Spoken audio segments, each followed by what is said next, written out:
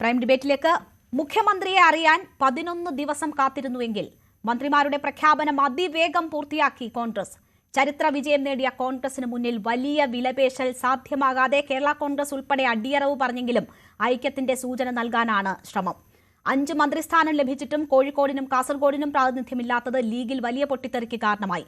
2 ജില്ലകളെയും അവഗണിച്ച് VE അബ്ദുൾ ഗഫീറിന് മന്ത്രിസ്ഥാനം നൽകിയതിനെതിരെ league പ്രവർത്തകർ തെരുവിൽ പ്രതിഷേധിക്കാൻ വരെ തയ്യാറെടുത്തു. കോൺഗ്രസിൽ ജനകീയ വികാരം മുഖ്യമന്ത്രി സ്ഥാനത്തിന് അനുകൂലമായ VD സതീശന് വകുപ്പിന്റെ കാര്യത്തിലും മന്ത്രിമാരെ തീരുമാനിക്കുന്നതിലും വലിയ വിട്ടുവീഴ്ച വേണ്ടിവന്നു. ആഭ്യന്തര മന്ത്രിസ്ഥാനം കൊണ്ട് അനുനയിപ്പിച്ച ചെന്നിത്തല വിശ്വസ്തർക്കായി പരമാവധി സമ്മർദ്ദം ചെലുത്തി. മുഖ്യമന്ത്രി സ്ഥാനത്തിൽ പരാജയപ്പെട്ട KCയുടെ നോമിനികളാണ് മന്ത്രിസഭയിൽ അധികവും. ടീം VDയിൽ KCയുടെ അപ്രമാദിത്യമോ സ്മൂത്താകുമോ ഭരണം? ഈ വിഷയമാണ് നമ്മൾ പരിശോധിക്കുന്നത്. എല്ലാ പ്രേക്ഷകർക്കും സ്വാഗതം.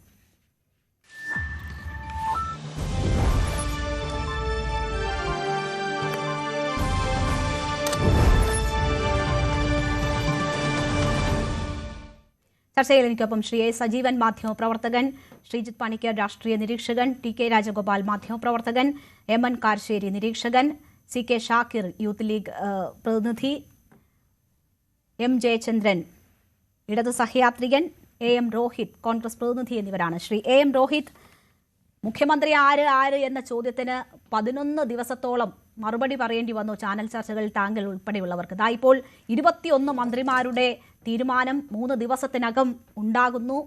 60 വർഷത്തിന് ശേഷം, 6 പതിറ്റാണ്ടിന് ശേഷം മുഴുവൻ മന്ത്രിസഭ ഒറ്റ ദിവസം സത്യപ്രതിജ്ഞ ചെയ്ത് അധികാരമേൽക്കുന്നു. വലിയ ആശ്വാസമാണോ താങ്കൾ ഉൾപ്പെടെയുള്ള കോൺഗ്രസ് പ്രവർത്തകർക്കിത്?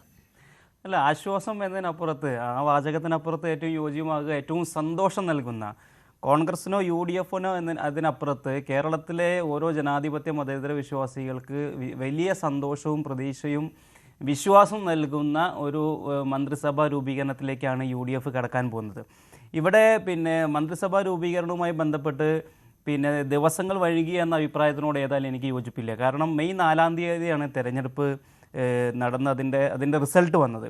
ഇപ്പോൾ നാളെ അതിൻ്റെ സത്യപ്രതിജ്ഞയിലേക്ക് പോവുകയാണ്. കേവലം ഒരു 14 ദിവസം മാത്രമാണ് ഇതുമായി ഇതിൻ്റെ ചർച്ചകൾ പൂർത്തീകരിക്കാൻ എടുത്തിട്ടുള്ളത്. ഇപ്പോൾ നിങ്ങൾ തന്നെ സൂചിപ്പിച്ചതുപോലെ 21ഓളം വരുന്ന മന്ത്രിസഭ ഒരുമിച്ച് സത്യപ്രതിജ്ഞ ചെയ്യാൻ പോവുകയാണ്.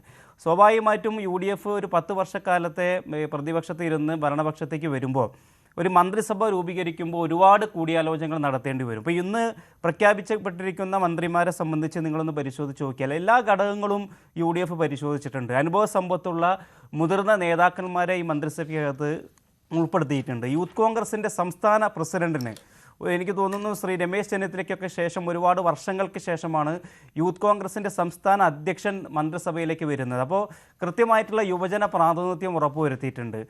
ഡെപ്യൂട്ടി സ്പീക്കർ ഉൾപ്പെടെ അതുപോലെ തന്നെ 2 വനിതാ മന്ത്രിമാർ ഉൾപ്പെടെ സ്ത്രീ പ്രാതിനിധ്യം വളരെ കൃത്യമായിട്ട് ഉയർത്തിപ്പിടിച്ചിരിക്കുകയാണ്. അതോടൊപ്പം തന്നെ നമ്മുടെ കേരളത്തിൻ്റെ സാമൂഹ്യ ഘടകങ്ങൾ എല്ലാ വിഭാഗത്തിൽപ്പെട്ട ആളുകളെയും ഉൾക്കൊണ്ടുകൊണ്ട് ഏറ്റവും മനോഹരമായിട്ടുള്ള കേരളത്തിൻ്റെ വികസന സങ്കല്പങ്ങൾ സാക്ഷാത്കരിക്കാൻ പറ്റാവുന്ന ഏറ്റവും നല്ലൊരു പുതിയ ടീമാണ് കേരളത്തിൽ നാളെ സത്യപ്രതിജ്ഞ ചെയ്യാൻ പോകുന്നത്. അതിലുള്ള സന്തോഷമാണ് സത്യത്തിൽ ഞങ്ങൾ എല്ലാവരും രേഖപ്പെടുത്തുന്നത്. ശ്രീ ഷാക്കിർ, ലീഗ് ഈ മുഖ്യമന്ത്രി തീരുമാനം വൈകുമ്പോൾ ലീഗിൻ്റെ തന്നെ നേതാക്കൾ എത്തി ആഘോഷ പ്രകടനങ്ങൾ നടക്കുന്നില്ല, അല്ലെങ്കിൽ അതിന് പോലും സാധിക്കുന്നില്ല, വീടിന് വെളിയിൽ ഇറങ്ങാൻ പറ്റാത്ത സാഹചര്യമാണ്. അങ്ങനെ ഒരു പരസ്യ പ്രസ്താവനയിലേക്ക് വേണ്ടി വരെ പോകേണ്ടി വന്ന ഒരു സാഹചര്യം ഉണ്ടായിരുന്നു. പക്ഷേ ഇതായിപ്പോൾ എല്ലാ ഘടകകക്ഷികളുടെയും തീരുമാനമായിരിക്കുന്നു. കോൺഗ്രസിൻ്റെ ആരൊക്കെയാണ് മന്ത്രിമാരെന്ന് തീരുമാനിച്ചിരിക്കുന്നു. അപ്പോൾ മുന്നണിക്കാകെ ഒരു ഉണർവ് നൽകുന്ന തീരുമാനങ്ങൾ തന്നെയാണോ വന്നിട്ടുള്ളത്? ഒരു തരത്തിൽ VD വിസ്മയമാണോ പെട്ടെന്ന് ഒരു തീരുമാനത്തിലേക്ക് കാര്യങ്ങൾ എത്തിച്ചത്? തീർച്ചയായിട്ടും UDF ഇനി നാളെ മുതൽ കേരളീയ ജനതയ്ക്ക് വലിയ ഉന്മേഷവും ഉണർവും പുതിയ പിറവിയും തന്നെയാണ് വരാനിരിക്കുന്നത്. അതിൻ്റെ ഒരു സന്തോഷത്തിലാണ് നമ്മളെല്ലാവരും. ഇതുവരെ ടീം UDF ആയിരുന്നു, ഇനി ടീം കേരളയാണ്. അതുകൊണ്ട് തന്നെ പുതിയ വിസ്മയിപ്പിക്കുന്ന വികസന പ്രവർത്തനങ്ങൾ, ജനക്ഷേമ പദ്ധതികളുമായി നാളെ മുതൽ ടീം VD സതീശൻ്റെ നേതൃത്വത്തിലുള്ള പുതിയ ഐക്യജനാധിപത്യ മുന്നണി ഗവൺമെൻറ് കേരളക്കരയിൽ പുതിയ ഭരണരംഗത്തുണ്ടാകും. ഇപ്പോൾ തന്നെ നമുക്കറിയാം, ആളുകൾ രാഷ്ട്രീയ ഭേദമന്യേ വളരെ വലിയ പ്രതീക്ഷയിലാണ് ഇപ്പോൾ കഴിഞ്ഞ ദിവസങ്ങളിൽ തന്നെ അദ്ദേഹം പറഞ്ഞിട്ടുള്ള മുഖ്യമന്ത്രിയുടെ ഈ വാഹന വ്യൂഹങ്ങളൊക്കെ നമ്മൾ കേരളത്തിൻ്റെ ചരിത്രത്തിൽ കണ്ടിട്ടില്ലാത്ത രീതിയിൽ 40ഓളം വാഹനങ്ങളുടെ വലിയ പിന്നെന്താ പറയുക അകമ്പടിയുമായി ശ്രീ പിണറായി വിജയൻ പോയതും നമ്മുടെ കേരളത്തിൻ്റെ തകർത്ത് തരിപ്പണമായ സാമ്പത്തിക സ്ഥിതിയൊക്കെ നമുക്കറിയാം. എന്നിട്ടും ധൂർത്തിനും ആഡംബരത്തിനും ഒരു കുറവുണ്ടായിരുന്നില്ല. എന്നാൽ ഇപ്പോൾ ശ്രീ വി ഡി സതീശൻ കഴിഞ്ഞ ദിവസം തന്നെ പറഞ്ഞു, എനിക്ക് അത്തരത്തിലുള്ള ഒരു ആഡംബര പരിപാടിയും ആവശ്യമില്ല, അങ്ങനെയുള്ള വാഹന വ്യൂഹങ്ങൾ ആവശ്യമില്ല, വളരെ അത്യാവശ്യമായി അനിവാര്യമായ സംഗതികൾ മാത്രം മതി എന്ന് പറയുന്നു. അതോടൊപ്പം തന്നെ മന്ത്രിമാർക്കുള്ള കാറുകൾ, പുതുതായി ഏതെങ്കിലും കാറ് വാങ്ങുന്ന മന്ത്രിസഭ വരുമ്പോൾ പിന്നെ അതുപോലെ തന്നെ ഇടയ്ക്കിടയ്ക്ക് പിണറായി നമുക്കറിയാം ഈ പോകുന്നതിന് തൊട്ട് മുമ്പ് വരെ പിന്നെ വലിയ കോടിക്കണക്കിന് രൂപ പുതിയ കാറ് വാങ്ങാനൊക്കെ അനുവദിച്ച് നമുക്കറിയാം. അത്തരത്തിലുള്ള ഒരു പിന്നെ ആഡംബരത്തിനും ഞങ്ങളില്ല. കേരളത്തിലെ സാമ്പത്തിക സ്ഥിതിയും ജനങ്ങളുടെ കാര്യങ്ങളൊക്കെ പരിഗണിച്ചുകൊണ്ട് ജനക്ഷേമ ഭരണത്തിന് സജ്ജമായി റെഡിയായി നിൽക്കുകയാണ്. നാളെ സത്യപ്രതിജ്ഞ കഴിഞ്ഞാൽ മന്ത്രിസഭ കൂടിയാൽ വലിയ പ്രഖ്യാപനങ്ങളുണ്ടാവും. അത് കേരള ജനത കയ്യടിയോടെ സ്വീകരിക്കുമെന്നാണ് ഞങ്ങളൊക്കെ പ്രതീക്ഷിക്കുന്നത്. അപ്പോൾ ഇത് UDFൻ്റെ ആവേശം മാത്രമല്ല, മലയാളികളുടെ മൊത്തത്തിലുള്ള ആവേശമായി മാറുമെന്ന പ്രതീക്ഷയിലാണ് നമ്മളെല്ലാവരും ഉള്ളത്. ശരി, അങ്ങനെ UDFനെ സംബന്ധിച്ച് വലിയ പ്രതീക്ഷ നൽകുന്ന നീക്കങ്ങളാണ്. 10 വർഷത്തിന് ശേഷം അധികാരത്തിലേക്ക് എത്തുകയാണ്. അതിൻ്റെ ഉണർവ്, ഒപ്പം തന്നെ നല്ലൊരു ഭരണം കാഴ്ചവെക്കാൻ പറ്റും എന്ന പ്രതീക്ഷ. അങ്ങനെ ഒരു പുതിയ ടീം അധികാരത്തിലേക്ക് എത്തുകയാണ്. ശ്രീ TK രാജഗോപാൽ, ഇവിടെ കോൺഗ്രസിനെ സംബന്ധിച്ച് അവരുടെ ചരിത്രത്തിൽ ഏറ്റവും വേഗത്തിൽ എടുത്ത തീരുമാനങ്ങൾ എന്ന് തന്നെ പറയാം. 3 ദിവസത്തിനിടയിലാണ് ഈ 21 മന്ത്രിമാർ സംബന്ധിച്ച്, മുഖ്യമന്ത്രി ഉൾപ്പെടെ 21 പേർ, അതിൽ 20 പേരുടെ തീരുമാനം വളരെ വേഗത്തിൽ ഉണ്ടാകുന്നത്. വലിയ അസ്വാരസ്യങ്ങളൊന്നുമില്ല. ജോസഫ് വിഭാഗം അവർക്ക് 2 മന്ത്രിമാർ വേണമെന്ന് പറഞ്ഞിരുന്നു. അതിൻ്റെ അതൃപ്തി അല്പം പരസ്യമാക്കി. പക്ഷേ പിന്നീട് അവർ തീരുമാനത്തിനനുസരിച്ച് നിൽക്കുന്നതാണ് കണ്ടത്. ലീഗിനെ സംബന്ധിച്ച് അവർ 5 മന്ത്രിസ്ഥാനം ആവശ്യപ്പെട്ടു. കോൺഗ്രസിന് 63 MLA ഉള്ളപ്പോഴും ലീഗിന് അത് അനുവദിച്ചു കിട്ടുന്ന സാഹചര്യമുണ്ടായി. ഘടകകക്ഷികളെയൊക്കെ ഒരുവിധം കണ്ടിട്ടുണ്ട്. മാണി സി കാപ്പൻ മാത്രമാണ് ഈ ടേം വ്യവസ്ഥയിലുള്ള എതിർപ്പ് പരസ്യമായി തന്നെ പറഞ്ഞത്. വാക്ക് പാലിക്കാൻ ശ്രമിക്കണം എന്ന കാര്യം അദ്ദേഹം പരസ്യമായി പറഞ്ഞു.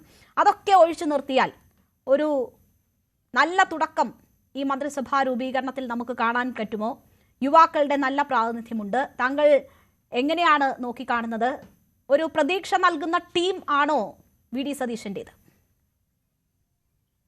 തീർച്ചയായിട്ടും അങ്ങനെ തന്നെയാണ്. അതിന്റെ ആത്മവിശ്വാസം പിന്നെ നിയുക്ത മുഖ്യമന്ത്രിയുടെ മുഖത്ത് കാണാനുണ്ട്. അദ്ദേഹം സംസാരിച്ചത് കണ്ടില്ലേ, മാധ്യമ പ്രവർത്തകരോട് സംസാരിച്ചത് കണ്ടില്ലേ? എത്ര വ്യക്തമായി സ്പഷ്ടമായ മറുപടിയാണ് അദ്ദേഹത്തിന്റെ നിന്ന് വന്നുകൊണ്ടിരിക്കുന്നത്.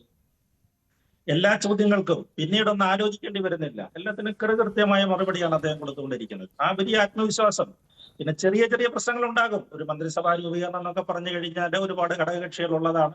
അപ്പൊ ചെറിയ ചെറിയ പ്രശ്നങ്ങളൊക്കെ ഉണ്ടാകും. അതെല്ലാം പരിഹരിച്ച് പറഞ്ഞ സമയത്തിന് തന്നെ ഏതാണ്ട് 5:30 മണിക്ക് തന്നെ ഗവർണറെ കാണുമെന്ന് പറഞ്ഞ ആ സമയത്തിന് അദ്ദേഹം പട്ടികമായിട്ട് ഗവർണറെ കാണാൻ എത്തുകയും ചെയ്തിരിക്കും.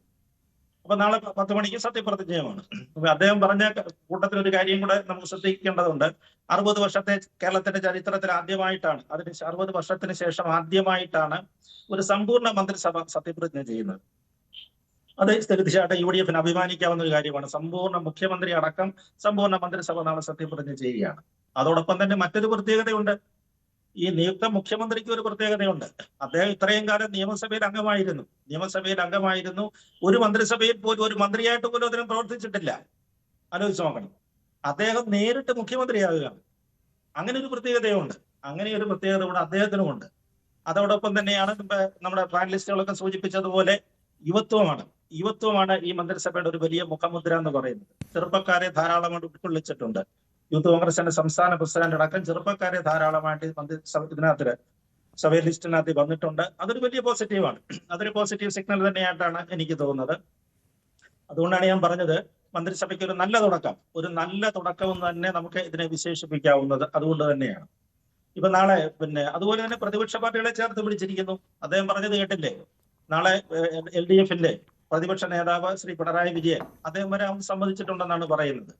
അതേപോലെ തന്നെ BJPക്ക് അവർക്ക് 3 പ്രതിനിധികളാണുള്ളത്. അത് 2 പേര് രാജീവ് ചന്ദ്രശേഖറാണ് നാളെ എത്തുന്നതാണ് പറയുന്നത്. ഇനി മറ്റേ മുരളീധരനും മറ്റേ ചാത്തന്നൂർ MLA ഉണ്ടാവുമെന്ന് അറിയുന്നൂടാ. എന്തായാലും BJPയുടെ സംസ്ഥാന അധ്യക്ഷൻ അതൊക്കെ വളരെ മാന്യമായ ഒരു പെരുമാറ്റമാണ്. വളരെ രാഷ്ട്രീയത്തിൽ അങ്ങോട്ടും ഇങ്ങോട്ടും കാണിക്കുന്ന വലിയ മാന്യതയുടെ ഒരു സൂചനയാണ്. അത് എല്ലാ രാഷ്ട്രീയങ്ങളും മാറുകയാണല്ലോ. നാളെ രാഷ്ട്രീയ അഭിപ്രായ വ്യത്യാസങ്ങളെല്ലാം മാറിയിട്ട് നമ്മൾ മലയാളികൾ കേരളത്തിനു വേണ്ടി ഉള്ള ഒരു മന്ത്രിസഭയാണ്. ആ ഒരു ബോധം. അതേപോലെ തന്നെ ദേശീയ നേതാക്കൾ വരുന്നുണ്ട്. ദേശീയ നേതാക്കളായ രാഹുൽ ഗാന്ധി വരുന്നുണ്ട്, പ്രിയങ്ക ഗാന്ധി വരുന്നുണ്ട്, മല്ലികാർജ്ജുൻ ഖാർഗെ ഉണ്ട്. അതേപോലെ തന്നെ കോൺഗ്രസിന്റെ മുഖ്യമന്ത്രിമാരും വരുന്നുണ്ട്. ഒരു വലിയ പ്രൗഢഗംഭീരമായ ഒരു ചടങ്ങ് തന്നെയായിരിക്കും. എനിക്ക് തോന്നുന്നു വിജയിയെ ഒഴിവാക്കിയത് ആ കൂട്ടത്തിന്റെ ഒരു പ്രശ്നങ്ങളായിരിക്കാമെന്ന് തോന്നുന്നു. അതിന് തന്നെ അതായത് കോൺഗ്രസ് അവിടെ പുറത്തുനിന്ന് പിന്തുണ കൊടുക്കുന്ന ഒരു മുന്നണി ഒരു പാർട്ടി എന്നുള്ള നിലയിലായിരിക്കാം. പിന്നെ അത് തന്നെ ക്രൗഡ് മാനേജ്മെന്റ് വലിയ പ്രശ്നമാകും വിജയൊക്കെ പോലെ ആൾ വന്നു കഴിഞ്ഞാൽ. എന്തായാലും നല്ല തുടക്കം തന്നെയാണ് ഈ മന്ത്രിസഭയെ പുതുമുഖങ്ങളെ വെച്ചിട്ടുള്ള ഒരു പരീക്ഷണം. അതൊരു വലിയ കാര്യം തന്നെയായിരുന്നു. അതോടൊപ്പം തന്നെ ശ്രീ KC വേണുഗോപാൽ സംഘടനാ ജനറൽ സെക്രട്ടറി അദ്ദേഹം ഇവിടെ തന്നെയുണ്ട്. അദ്ദേഹം ഇത്തരം എല്ലാ കാര്യങ്ങൾക്കും മോണിറ്റർ ചെയ്തുകൊണ്ട് അദ്ദേഹം സ്ഥലത്തുണ്ട്. ഇനിയിപ്പോ നമ്മൾ അറിയാൻ പോകുന്ന കാര്യം എന്ന് പറഞ്ഞാൽ അദ്ദേഹത്തോടൊപ്പം മാധ്യമപ്രവർത്തകർ ചോദിച്ചല്ലോ, എന്താണ് നാളത്തെ പ്രഖ്യാപനം. എന്തായാലും കുറച്ച് ജനകീയ പ്രഖ്യാപനങ്ങൾ ഉണ്ടാകും. അതെല്ലാം പ്രകടന പത്രികയിൽ പറഞ്ഞിരിക്കുന്ന പ്രഖ്യാപനങ്ങളാണ്. അതിനകത്തിന്റെ 1-2 എന്തായാലും തീർച്ചയായിട്ടും പ്രഖ്യാപിക്കേണ്ടി വരും. പക്ഷെ അതിനെക്കുറിച്ചൊക്കെ ചോദിച്ചപ്പോൾ അത് ഒരു ചെറിയ മൗനത്തിലാണ്. മൗനം എന്ന് പറഞ്ഞു കഴിഞ്ഞാൽ അങ്ങനെ ഇപ്പം തുറന്നു പറയാനുള്ള ഒരു സാഹചര്യങ്ങളോ സമയങ്ങളോ ആയിട്ടില്ല. വലിയ ജനകീയ പ്രഖ്യാപനങ്ങൾ ഉണ്ടാകും. ഒരുപക്ഷെ ക്ഷേമ പെൻഷന്റെ കാര്യങ്ങളില്, അതേപോലെ തന്നെ ബസ് യാത്ര, സ്ത്രീകൾക്കുള്ള ബസ് സൗജന്യ യാത്രയുടെ കാര്യങ്ങളിലാണെങ്കിൽ, അതേപോലെ ഇന്ദിര ക്യാൻറ്റീനുകൾ കേരളം മുഴുവൻ വ്യാപിപ്പിക്കുന്ന ഒരു കാര്യത്തെ സംബന്ധിച്ച്, ഇൻഷുറൻസ് പദ്ധതി, അങ്ങനെ ഒത്തിരി കാര്യങ്ങളുണ്ട്. ഒരുപാട് കാര്യങ്ങൾ പ്രഖ്യാപിച്ചിട്ടുണ്ട്. അത് സംബന്ധിച്ച് അദ്ദേഹം എന്തായാലും നാളത്തെ ആദ്യത്തെ മന്ത്രിസഭാ യോഗം കഴിഞ്ഞു കഴിഞ്ഞാൽ അതിലെന്തെങ്കിലും ചില പ്രഖ്യാപനങ്ങൾ ഉണ്ടാകും. അതേപോലെ ആശാപ്രവർത്തകരുടെ അവരുടെ വലിയ സമരമായിരുന്നു. അദ്ദേഹം സത്യാഗ്രഹ പന്തലിൽ ചെന്ന് ഉറപ്പ് കൊടുത്തതാണ്. കഴിഞ്ഞ ദിവസം അവർ വന്ന് കണ്ടിരുന്നല്ലോ, വന്ന് അദ്ദേഹത്തെ കാണുകയൊക്കെ ചെയ്തിരുന്നു. അപ്പൊ അവരുടെ അലവൻസ് വർദ്ധിപ്പിക്കുന്ന സംബന്ധിച്ച തീരുമാനങ്ങൾ ഉണ്ടാകും. അപ്പൊ നാളെ പോസിറ്റീവായിട്ടുള്ള ഒരുപാട് കാര്യങ്ങൾ നടക്കുന്ന ഒരു ദിവസമാണ്. അപ്പൊ ഒരു നല്ല തുടക്കമെന്ന് തന്നെയാണ് എനിക്ക് ഇതിനെ വിലയിരുത്താൻ പറ്റുന്നത്. തീർച്ചയായും നല്ലൊരു തുടക്കം എന്ന വിലയിരുത്തലും തോന്നലും എല്ലാവരിലും ഉളവാക്കുന്നതാണ് ഇപ്പോഴത്തെ വന്നിട്ടുള്ള പ്രഖ്യാപനമായാലും നീക്കങ്ങളായാലും. എന്തായാലും VD സതീശൻ ഇപ്പോൾ അവസാനവട്ട ഒരുക്കങ്ങൾ നോക്കിക്കണ്ടതിന് ശേഷം സെൻട്രൽ സ്റ്റേഡിയത്തിൽ നിന്ന് മടങ്ങുന്ന ദൃശ്യങ്ങളാണ് നമ്മൾ കാണുന്നത്. അദ്ദേഹം എല്ലാ ഒരുക്കങ്ങളും നേരിട്ട് തന്നെ നോക്കിക്കണ്ടു. അതിനുശേഷം ഇപ്പോൾ അദ്ദേഹം മടങ്ങുന്നു എന്നതാണ് മനസ്സിലാകുന്നത്. എന്തായാലും നാളെ 10 മണിക്കാണ് സത്യപ്രതിജ്ഞാ ചടങ്ങ് നടക്കുക. വലിയ ആഘോഷമാക്കി മാറ്റാൻ UDF ക്യാമ്പ് ഒരുങ്ങിക്കൊണ്ടിരിക്കുകയാണ്. ശ്രീ AM അഭിജിത്ത്, ഇപ്പോൾ ശ്രീ TK രാജഗോപാൽ പറഞ്ഞു നിർത്തിയത് നാളെ ഉണ്ടാകാൻ പോകുന്ന സുപ്രധാനമായ ദിവസം, ഉണ്ടാകാൻ പോകുന്ന പ്രഖ്യാപനങ്ങൾ എന്ത് എന്നതിൻ്റെ ഒരു സൂചനയായിരുന്നു. അതിനു മുൻപ് ഈ വകുപ്പുകൾ സംബന്ധിച്ചുള്ള തീരുമാനം, ഇന്ന് VD സതീശനോട് അക്കാര്യങ്ങളെക്കുറിച്ച് ചോദിക്കുമ്പോൾ ഗവർണറെ അറിയിക്കും, അതിനുശേഷം അത് പ്രഖ്യാപനമായി വരും, നോട്ടിഫിക്കേഷനായി വരും എന്ന് പറയുന്നു.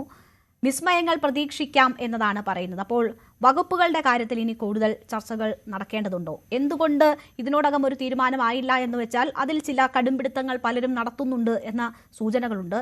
അത് ഇനി കീറാമുട്ടിയാകാനുള്ള സാധ്യതയുണ്ടോ? വലിയ ചർച്ചകൾ അതിനു വേണ്ടി വരുന്നൊരു സാഹചര്യമുണ്ടോ? ശ്രീ രോഹിത്. അല്ല, അതിനൊന്നും അത്രമാത്രം ഈ പറയുന്ന രീതിയിലുള്ള സമയമൊന്നും ഏതായാലും എടുക്കാൻ പോകുന്നില്ല. ഞാൻ അതാണ് ആദ്യം സൂചിപ്പിച്ചത്. മെയ് 4-ാം തീയതിയാണ് തെരഞ്ഞെടുപ്പിൻ്റെ ഫലം വന്നത്. നമുക്കിപ്പോൾ നാളേക്ക് എടുക്കുമ്പോൾ ഏകദേശം 14 ദിവസത്തിനുള്ളിൽ ഒരു മന്ത്രിസഭയുടെ സത്യപ്രതിജ്ഞാ ചടങ്ങിലേക്ക് കടക്കുകയാണ്. വകുപ്പുമായി ബന്ധപ്പെട്ട് ഇന്ന് നിയുക്ത മുഖ്യമന്ത്രി തന്നെ അതുമായി ബന്ധപ്പെട്ടുള്ള ചർച്ചകൾ നടക്കുന്നുണ്ട്. അത് നോട്ടിഫിക്കേഷൻ വരുന്നതനുസരിച്ചിട്ട് ആ വകുപ്പുകളെ സംബന്ധിച്ച് വളരെ കൃത്യമായിട്ടുള്ള ധാരണ നമുക്ക് ലഭിക്കുമെന്ന് പറഞ്ഞിട്ടുണ്ട്. അതിലൊന്നും യാതൊരു കൺഫ്യൂഷനും എന്തായാലും കോൺഗ്രസ് പാർട്ടിക്കകത്ത് ഇപ്പോൾ നിലനിൽക്കുന്നില്ല. UDFും പ്രത്യേകിച്ച് കോൺഗ്രസും ഒക്കെ ഒറ്റ മനസ്സോടുകൂടി ഐക്യത്തോടുകൂടി കേരളത്തിൻ്റെ ഒരു പൊതു കാഴ്ചപ്പാടിനെ അല്ലെങ്കിൽ അതിൻ്റെ വികസനവുമായി ബന്ധപ്പെട്ട് അത് ഉയർത്തിപ്പിടിച്ചുകൊണ്ട് തന്നെയാണ് മുന്നോട്ട് പോകുന്നത്. ഞങ്ങൾ പറഞ്ഞിരിക്കുന്ന ഒരുപാട് വാഗ്ദാനങ്ങളുണ്ട്. പ്രത്യേകിച്ച് ഇന്ദിരാ ഗ്യാരണ്ടി ഉൾപ്പെടെ വളരെ കൃത്യമായി അത് വരാൻ പോകുന്ന ദിവസങ്ങളിൽ അത് പ്രഖ്യാപിക്കുകയും അത് നടപ്പിലാക്കാൻ പോകുന്ന ഒരു സമയമാണ് വരാൻ പോകുന്നത്. അതിന് മുമ്പിൽ ഇത്തരത്തിലുള്ള വാർത്തകൾക്കോ അതല്ലെങ്കിൽ കോൺഗ്രസിനകത്ത് ആഭ്യന്തര പ്രശ്നങ്ങളുണ്ട് അല്ലെങ്കിൽ UDFിനകത്ത് ആഭ്യന്തര പ്രശ്നങ്ങളുണ്ട്, ആ വാർത്തകൾക്കൊന്നും യാതൊരു അടിസ്ഥാനവുമില്ല. ശ്രീ രോഹിത്, ഇപ്പോൾ PC വിഷ്ണുനാഥ് മാധ്യമങ്ങളെ കാണുന്നുണ്ട്, അദ്ദേഹത്തിന്റെ പ്രതികരണം. MLA ആയി നിയമസഭയിലെത്തുന്നത്. പക്ഷേ മന്ത്രിസഭയിൽ ഒന്നും നമുക്കാർക്കും എത്താൻ കഴിഞ്ഞിട്ടില്ല. ഇപ്പോൾ യൂത്ത് കോൺഗ്രസ് പ്രസിഡന്റിന് ഇതൊരു സർപ്രൈസാണ്. അതെ ചാണ്ടി ഉമ്മൻ അടക്കം നമ്മൾ അർഹതപ്പെട്ട 100% ഇതിലുണ്ടാകേണ്ട വ്യക്തിപരമായി എനിക്ക് അടുപ്പമുള്ള പേരുകളുണ്ട്. പക്ഷേ ഇത് മുഖ്യമന്ത്രിയും നേതാക്കന്മാരും AICC എല്ലാം കൂടി ചേർന്ന് നടത്തുന്ന ഒരു എക്സസൈസാണ്. അപ്പോൾ ഈ എണ്ണത്തിന്റെ പരിമിതികളും മറ്റു കാര്യങ്ങളൊക്കെ കൊണ്ടാകാം നമ്മുടെ അർഹതയുള്ള ഒരുപാട് ആളുകൾക്ക് കടന്നു വരാൻ കഴിഞ്ഞിട്ടില്ല. അതൊരു സത്യമാണ്. ഈ അർഹതയുണ്ടായിരുന്ന പലർക്കും മന്ത്രിസ്ഥാനം ലഭിച്ചിട്ടില്ല എന്നുള്ള കാര്യം. അപ്പോൾ അവർക്കൊക്കെ ഈ പാർട്ടി സ്ഥാനങ്ങളിൽ പ്രത്യേകിച്ച് പുനഃസംഘടന വരികയാണ്, ഒരു അർഹിച്ച സ്ഥാനങ്ങൾ ഉണ്ടാവും. ഉറപ്പായിട്ടും ഉണ്ടാവും. പാർട്ടി ഇപ്പോൾ ഞാൻ 2011 പിന്നെ നമ്മുടെ ഗവൺമെന്റ് അധികാരത്തിൽ വരുമ്പോൾ MLA ആയിട്ടുണ്ടായിരുന്നു. അപ്പം എനിക്കന്ന് മന്ത്രിയൊന്നും ആകാൻ കഴിഞ്ഞിട്ടില്ല. പക്ഷെ അന്ന് എൻ്റെ യൂത്ത് കോൺഗ്രസിന്റെ പാർലമെന്റ് കമ്മിറ്റിയുടെ വയനാട് പാർലമെന്റ് കമ്മിറ്റിയുടെ സെക്രട്ടറി ആയിരുന്ന PK ജയലക്ഷ്മി ആ മന്ത്രിസഭയിൽ മന്ത്രിയായി. അപ്പോൾ പാർട്ടി ചില തീരുമാനങ്ങൾ എടുക്കുമ്പോൾ അങ്ങനെയൊക്കെ എടുക്കേണ്ടി വരും. അപ്പം അവരുടെ അർഹത തീർച്ചയായും മാനിച്ച് ഉചിതമായ തീരുമാനങ്ങൾ പാർട്ടി കൈക്കൊള്ളുമെന്നും എന്നാണ് ഞാൻ പ്രതീക്ഷിക്കുന്നത്. അങ്ങനെയാണ് ഞാൻ ആഗ്രഹിക്കുന്നത്. മാധ്യമങ്ങളെ കാണുകയായിരുന്നു, ഒഴിവാക്കപ്പെട്ടവരെ നാളെ പറയുമെന്നാണ് മറുപടി പറയുന്നത്. രോഹിത് തുടരാം. അല്ല, ഞാൻ സൂചിപ്പിച്ചല്ലോ, ആ തരത്തിലുള്ള ആശയക്കുഴപ്പങ്ങളൊന്നും വകുപ്പുമായി ബന്ധപ്പെട്ട് ഏതായാലും കോൺഗ്രസിനകത്തോ UDF-നകത്തോ ഇല്ല. കേരളത്തിലെ ജനങ്ങൾ ആഗ്രഹിക്കുന്ന അവരുടെ പ്രതീക്ഷയ്ക്കും അവരുടെ കാഴ്ചപ്പാടിനും അനുസരിച്ച് കൊണ്ടുള്ള ഒരു ഗവൺമെൻറ് തന്നെയായിരിക്കും കേരളത്തിൽ അധികാരത്തിൽ വരാൻ പോകുന്നത്. കോൺഗ്രസും UDF-ഉം തെരഞ്ഞെടുപ്പ് സമയത്ത് പ്രഖ്യാപിച്ചിരിക്കുന്ന മുഴുവൻ വാഗ്ദാനങ്ങളും, പ്രത്യേകിച്ച് പെൻഷൻ കൃത്യമായി കൊടുക്കുന്ന ഉൾപ്പെടെ KSRTC-യിലെ സ്ത്രീകളുടെ അവരുടെ സൗജന്യ യാത്ര ഉൾപ്പെടെ 25 ലക്ഷം രൂപയുടെ ഉമ്മൻചാണ്ടിയുടെ ആരോഗ്യ ഇൻഷുറൻസ് പദ്ധതി ഉൾപ്പെടെയുള്ള നിരവധിയായ വാഗ്ദാനങ്ങൾ, പ്രത്യേകിച്ച് തൊഴിൽ സംരംഭകരായ ചെറുപ്പക്കാർക്ക് കൊടുക്കുന്ന പലിശരഹിത വായ്പയെ സംബന്ധിച്ചൊക്കെ നല്ല കാഴ്ചപ്പാടാണ് UDF ഈ തെരഞ്ഞെടുപ്പുമായി ബന്ധപ്പെട്ട് ജനങ്ങൾക്ക് മുമ്പിലേക്ക് വെച്ചിരിക്കുന്നത്. അത് കൃത്യമായി നടപ്പിലാക്കുന്ന ഒരു ഗവൺമെൻറ് തന്നെയായിരിക്കും കേരളത്തിൽ നാളെ മുതൽ അധികാരത്തിലേക്ക് വരാൻ പോകുന്നത്. കേരളം ആഗ്രഹിക്കുന്ന, കേരളത്തിലെ ജനങ്ങൾ ഇഷ്ടപ്പെടാൻ പോകുന്ന ഒരു പുതിയ ടീം കേരളത്തിൽ നാളെ അധികാരത്തിൽ വരാൻ പോവുകയാണ്. നല്ല ഒരു ഭരണം കേരളത്തിനകത്ത് കഴിഞ്ഞ 10 വർഷക്കാലത്തിൽ നിന്ന് വ്യത്യസ്തമായി അഴിമതിരഹിത കേരളത്തിലെ ചെറുപ്പക്കാരുടെയും വിദ്യാർത്ഥികളുടെയും സ്ത്രീകളുടെയും എല്ലാം അവരുടെ പ്രയാസങ്ങളും അവരുടെ പ്രശ്നങ്ങളും മനസ്സിലാക്കാൻ സാധിക്കുന്ന ഒരു ഗവൺമെൻറ്റും ഒരു ഭരണകൂടം തന്നെയായിരിക്കും കേരളത്തിൽ ഉണ്ടാകാൻ പോകുന്നത്. ശരി, ശ്രീ ഷാക്കിർ, നോക്കൂ, ഇവിടെ ഇപ്പോൾ ഏറ്റവും ആദ്യം മന്ത്രിമാരെ സംബന്ധിച്ചുള്ള തീരുമാനം ആയത് ലീഗിലാണ്. അതിനുശേഷം ഏറ്റവും ആദ്യം പ്രഖ്യാപനം വരുന്നതും ലീഗിൽ നിന്നാണ്. 5 സ്ഥാനം ആവശ്യപ്പെട്ടു, 5 മന്ത്രിസ്ഥാനങ്ങളിൽ ലഭിക്കുന്നു. പക്ഷേ ലീഗിനെ സംബന്ധിച്ചിപ്പോൾ കോഴിക്കോടിൻ്റെ പല ഭാഗങ്ങളിൽ നിന്നും കോഴിക്കോടിന് പ്രാതിനിധ്യമില്ല എന്നത് സംബന്ധിച്ച് വലിയ പ്രതിഷേധമുയരുന്നു. താങ്കൾ പ്രതിനിധീകരിക്കുന്ന യൂത്ത് ലീഗിൻ്റെ ഭാഗമായിട്ടുള്ളവർ തന്നെയാണ് തെരുവിൽ പ്രതിഷേധത്തിനൊക്കെ ആഹ്വാനം ചെയ്തിട്ടുള്ളത്. പക്ഷേ ആ പ്രതിഷേധം കണക്കിലെടുത്താകണം ഒരു ടേം വ്യവസ്ഥ ഇപ്പോൾ അവസാനം പ്രഖ്യാപനം നടത്തുമ്പോൾ വന്നിട്ടുണ്ട്. 2.5 വർഷത്തിന് ശേഷം പാറക്കൽ അബ്ദുള്ളയ്ക്ക് ഒരു മന്ത്രിസ്ഥാനം ഉണ്ടാകുമെന്ന് പറയുന്നു. അപ്പോൾ ആര് സ്ഥാനം ഒഴിയുമെന്ന കാര്യം അപ്പോഴും സൂചിപ്പിക്കുന്നില്ല. പക്ഷേ അതൊരു പ്രശ്നപരിഹാരത്തിനുള്ള നീക്കമാണ് എന്ന് കരുതുന്നു. AKM അഷ്റഫ് കാസർഗോഡിനെ പ്രതിനിധീകരിച്ച് മന്ത്രിസഭയിൽ ഉണ്ടാകും, ആ നിലയിലൊക്കെ ചർച്ചയുണ്ട്. പക്ഷേ കാസർഗോഡിനും ഇത്തവണ പ്രാതിനിധ്യമില്ലാതെ വരുന്നു. പക്ഷേ ഇവരെയൊക്കെ ഒഴിവാക്കുമ്പോൾ പോലും അബ്ദുൾ ഗഫൂർ മന്ത്രിസ്ഥാനത്തേക്ക് എത്തുന്നു. ആദ്യ ടേം മത്സരിച്ച് വിജയിച്ചു വന്ന വ്യക്തി. സാധാരണമല്ല ലീഗിന്റെ ഇത്തരം പ്രഖ്യാപനങ്ങൾ വന്നതിന് ശേഷമുള്ള എതിർസ്വരങ്ങൾ. അതിനെ എങ്ങനെ കാണുന്നു? അതിനെ അഡ്രസ്സ് ചെയ്യാൻ പറ്റുമോ? ഈ ടേം വ്യവസ്ഥ പറഞ്ഞതുകൊണ്ട് മാത്രം അത് കെട്ടടങ്ങുമെന്ന് പ്രതീക്ഷിക്കുന്നുണ്ടോ? അല്ല, അങ്ങനെ വലിയ രീതിയിലുള്ള പ്രതിഷേധമൊന്നും ഉണ്ടായിട്ടില്ല. ഒരു സ്ഥലത്ത് പിന്നെ കുറ്റ്യാടി ഭാഗത്ത് കുറച്ച് പേര് ഒരു ചെറിയ പ്രതിഷേധം രേഖപ്പെടുത്തി. നോക്കൂ, നമ്മൾ പിന്നെ ഈ UDF-ൻ്റെ ഒരു സ്പിരിറ്റ് നിങ്ങൾ ശ്രദ്ധിച്ച് കാണും. ജനാധിപത്യ അഭിപ്രായങ്ങളെ വളരെ സന്തോഷപൂർവ്വം സ്വാഗതം ചെയ്യുന്ന അല്ലെങ്കിൽ വിമർശനം ഉൾക്കൊള്ളുന്ന ഒരു രീതിയാണ് കോൺഗ്രസ് ആണെങ്കിലും മുസ്ലിം ലീഗ് ആണെങ്കിലും. തീരുമാനം വന്നു കഴിഞ്ഞാൽ അതിന് പിന്നെ യാതൊരു തരത്തിലുള്ള പ്രതിഷേധങ്ങളോ മറ്റോ ഉണ്ടായിട്ടില്ല എന്നുള്ളത് നിങ്ങൾ നോക്കുക. നിങ്ങൾ മാധ്യമങ്ങളൊക്കെ ഈ കഴിഞ്ഞ 10 ദിവസം, 4-ാം തീയതി റിസൾട്ട് വന്നു. 14-ാം തീയതിയാണ് ഈ പിന്നെ VD സതീശനെ കേരളത്തിലെ മുഖ്യമന്ത്രിയായി AICC പ്രഖ്യാപിക്കുന്നത്. അതുവരെ മാധ്യമങ്ങൾ മുഴുവൻ വളരെ വലിയ പൊട്ടിത്തെറി കോൺഗ്രസ്സിലുണ്ടാകും എന്നൊക്കെ പറഞ്ഞിരുന്നു. പക്ഷേ പ്രഖ്യാപനം വന്ന ശേഷം ആദ്യം തന്നെ ശ്രീ KC വേണുഗോപാൽ വളരെ സന്തോഷത്തോടെ തന്നെ സ്വാഗതം ചെയ്തു, പിന്തുണ അറിയിച്ചു. പിന്നെ കോൺഗ്രസിൻ്റെ മുഴുവൻ നേതാക്കന്മാരും അതുപോലെ പിന്തുണ അറിയിച്ചു. ഒരു ചെറിയ പ്രതിഷേധ പ്രകടനം പോലും ഒരു ഏതെങ്കിലും നേതാവിൻ്റെ ഭാഗത്ത് നിന്ന് ഒരു നിരാശാ പ്രകടനം പോലും അന്ന് യഥാർത്ഥം ഉണ്ടായിട്ടില്ല. അത് ഇന്ത്യൻ നാഷണൽ കോൺഗ്രസിൻ്റെ കേരളത്തിലെ ചരിത്രത്തിലെ തന്നെ ഒരു പുതിയ അധ്യായമാണ്. ഒരു പുതുയുഗത്തിന് വേണ്ടി എല്ലാവരും ഇന്ത്യൻ നാഷണൽ കോൺഗ്രസ് എന്ന പാർട്ടിയിൽ UDF-ന് വേണ്ടിയൊക്കെ നിൽക്കുന്ന സ്വഭാവമാണ്. അതുപോലെ തന്നെ ഇന്ന് വൈകുന്നേരം 5 മണിക്കാണ് ബഹുമാന്യനായ സയ്യിദ് സാദിഖ് അലി ശിഹാബ് തങ്ങൾ മുസ്ലിം ലീഗിൻ്റെ മന്ത്രിമാരെ ഔദ്യോഗികമായി പ്രഖ്യാപിക്കുന്നത്. അതിനുശേഷം ഒരു പ്രകടനമോ പ്രതിഷേധമോ എവിടെയും ഉണ്ടായിട്ടില്ല. നേരത്തെ ചില ചാനലുകളിലൊക്കെ വന്ന വാർത്തകളുടെ അടിസ്ഥാനത്തിൽ ഏതോ ഒരു സ്ഥലത്ത് കുറച്ച് 5-6 ചെറുപ്പക്കാർ പ്രതിഷേധം അറിയിച്ചിട്ടുണ്ട്. അത് നമ്മുടെ ജനാധിപത്യ സംവിധാനത്തിൽ പല ആളുകൾക്ക് പലതരത്തിലുള്ള അഭിപ്രായങ്ങളുണ്ടാവും. ആ അഭിപ്രായത്തിൻ്റെ ഭാഗമായി മാത്രം അതൊരു വലിയ രീതിയിലുള്ള പ്രതിഷേധമോ അല്ലെങ്കിൽ തങ്ങളുടെ പ്രഖ്യാപനം വന്നതിന് ശേഷം നിങ്ങൾ എവിടെയും ആ രീതിയിലുള്ള ഒരു ചെറിയ അപശബ്ദം പോലും ഉണ്ടായതായി ഞങ്ങൾ ആരും കണ്ടിട്ടില്ല, അങ്ങനെ ശ്രദ്ധയിൽപ്പെട്ടിട്ടില്ല. പിന്നെ മുസ്ലിം ലീഗിനെ സംബന്ധിച്ചിടത്തോളം 22 പേരും പ്രമുഖരാണ്, വളരെ മിടുക്കരാണ്. അത് ആദ്യമായി MLA ആകുന്നവർ എന്നോ അല്ലെങ്കിൽ നേരത്തെ MLA ആയ ആളുകൾ എന്നോ ഒന്നുമില്ല. എല്ലാവരും പൊതുപ്രവർത്തന രംഗത്ത് വളരെ പരിചയമുള്ളവരാണ്, വളരെ ചെറുപ്പക്കാരുണ്ട്, മിടുക്കരായിട്ടുള്ള ആളുകളുണ്ട്. അതിൽ നമുക്ക് 22-ൽ 5 പേർക്ക് അവസരം കൊടുക്കാൻ കഴിയുള്ളൂ. ആ 5 പേരിൽ പലതരത്തിലുള്ള പരിഗണനകൾ പിന്നെ എടുത്തുകൊണ്ടാണ് ബഹുമാന്യനായ സയ്യിദ് സാദിഖ് അലി ശിഹാബ് തങ്ങൾ മുസ്ലിം ലീഗ് പാർട്ടിയുടെ തീരുമാനം പ്രഖ്യാപിച്ചിട്ടുള്ളത്. എല്ലാ ആളുകളും നമ്മൾ പിന്നെ മുസ്ലിം ലീഗിൻ്റെ ആളുകൾ മാത്രമല്ല, കോൺഗ്രസിൻ്റെയും മറ്റു പൊതുസമൂഹത്തിൻ്റെയും ആളുകളൊക്കെ ഈ ആളുകൾ എല്ലാവരും മിടുക്കരാണ് എന്ന് തന്നെയാണ് വിധി എഴുതിയിട്ടുള്ളത്. പ്രത്യേകിച്ച് അബ്ദുൽ ഗഫൂറിനെ കുറിച്ച് നമുക്കറിയാം. അദ്ദേഹം എറണാകുളം ജില്ലാ മുസ്ലിം ലീഗിൻ്റെ പ്രസിഡന്റാണ്, നേരത്തെ യൂത്ത് ലീഗിൻ്റെ എറണാകുളം ജില്ലാ പ്രസിഡന്റായിരുന്നു അദ്ദേഹം. പിന്നെ അതുപോലെ തന്നെ പി രാജീവ് എന്ന് പറയുന്ന ഒരുപക്ഷെ പിണറായി വിജയന് ശേഷം കേരളത്തിൽ മുഖ്യമന്ത്രിയായൊക്കെ ഇവർ പിന്നെ ഉയർത്തിക്കാട്ടിയിരുന്ന ഒരു വ്യക്തിയെയാണ്. വലിയ വികസനം കൊണ്ടുവരുന്നു എന്നൊക്കെ തെറ്റിദ്ധാരണ പരത്തിയിട്ടുള്ള ആളെയാണ് വലിയ വോട്ടിൻ്റെ വ്യത്യാസത്തിൽ കളമശ്ശേരി തോൽപ്പിച്ചിട്ടുള്ളത്. അപ്പോൾ അദ്ദേഹം വളരെ മിടുക്കനായിട്ടുള്ള പിന്നെ ഒരു പൊതുപ്രവർത്തകൻ തന്നെയാണ്, മുസ്ലിം ലീഗ് നേതാവാണ്. അദ്ദേഹത്തിനാണ് അവസരം കൊടുത്തിട്ടുള്ളത്. അത് പിന്നെ എല്ലാവരും പിന്നെ അംഗീകരിച്ചതാണ്. എല്ലാവർക്കും അംഗീകാരം പിന്നെ അവസരം കൊടുക്കുക എന്നുള്ളത് താല്പര്യമുള്ള സംഗതിയാണ്, ആഗ്രഹമുണ്ട്. പക്ഷേ ചില പരിമിതികൾ കാരണമാണ് അത് കൊടുക്കാൻ കഴിയാതെ പോയത്. അതെല്ലാവരും ഉൾക്കൊണ്ടിട്ടുണ്ട്. പക്ഷേ കോഴിക്കോട് ജില്ലയുടെ പ്രാതിനിധ്യം അനിവാര്യമാണ് എന്ന് പാർട്ടിയും എല്ലാവരും തിരിച്ചറിഞ്ഞത് കൊണ്ടാണ് ഒരു ടേം വ്യവസ്ഥയിൽ മുസ്ലിം ലീഗിൻ്റെ സംസ്ഥാന ഭാരവാഹി കൂടിയായിട്ടുള്ള ശ്രീമാൻ പാർക്കൽ അബ്ദുള്ളക്ക് അവസരം നൽകുമെന്ന് പറഞ്ഞിട്ടുള്ളത്. ശരി, ശ്രീ NM കാരശ്ശേരി കൂടി നമുക്കൊപ്പം ചേരുകയാണ്. മാഷേ, ഇവിടെ ഒരു വലിയ മാറ്റം കേരളത്തിൽ സാംസ്കാരിക നായകർ ഉൾപ്പെടെ പ്രതീക്ഷിച്ചിരുന്നതാണ്, ആഗ്രഹിച്ചിരുന്നതാണ്. ആ മാറ്റം സാധ്യമായി കഴിഞ്ഞതിന് ശേഷം മുഖ്യമന്ത്രി സ്ഥാനത്തിനായി ഉണ്ടായുള്ള ചർച്ചകൾ അത് നീണ്ടുപോയത് വലിയ അലോസരമുണ്ടാക്കിയിരുന്നു. ഇതിപ്പോൾ 21 മന്ത്രിമാർ, മുഖ്യമന്ത്രി ഉൾപ്പെടെ നാളെ സത്യപ്രതിജ്ഞ ചെയ്യുകയാണ്. വളരെ വേഗത്തിൽ ആ മന്ത്രിമാരെ സംബന്ധിച്ചുള്ള തീരുമാനങ്ങളൊക്കെ പൂർത്തീകരിക്കാൻ UDF-നെ സംബന്ധിച്ചായിരിക്കുന്നു. 6 പതിറ്റാണ്ടിന് ശേഷം ആദ്യമാണ് അത്തരമൊരു നീക്കം നടക്കുന്നത്. അത് UDF-ന്റെ വരവ് കാത്തിരുന്ന, മാറ്റം പ്രതീക്ഷിച്ചിരുന്നവർക്കും പ്രതീക്ഷ നൽകുന്നുണ്ടോ?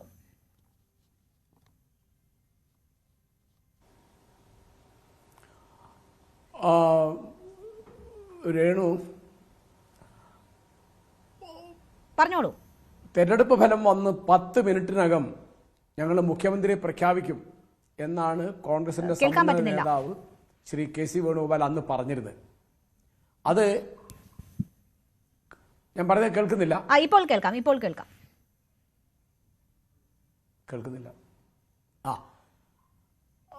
തെരഞ്ഞെടുപ്പ് ഫലം വന്ന് 10 നിമിഷത്തിനകം ഞങ്ങൾ മുഖ്യമന്ത്രി ആരാണ് എന്ന് പറയും എന്ന് കോൺഗ്രസിന്റെ സമുന്നതനായ നേതാവ് ശ്രീ KC വേണുഗോപാൽ പറഞ്ഞിരുന്നു. സാഹചര്യവശാൽ അത് 10 ദിവസമെടുത്തു.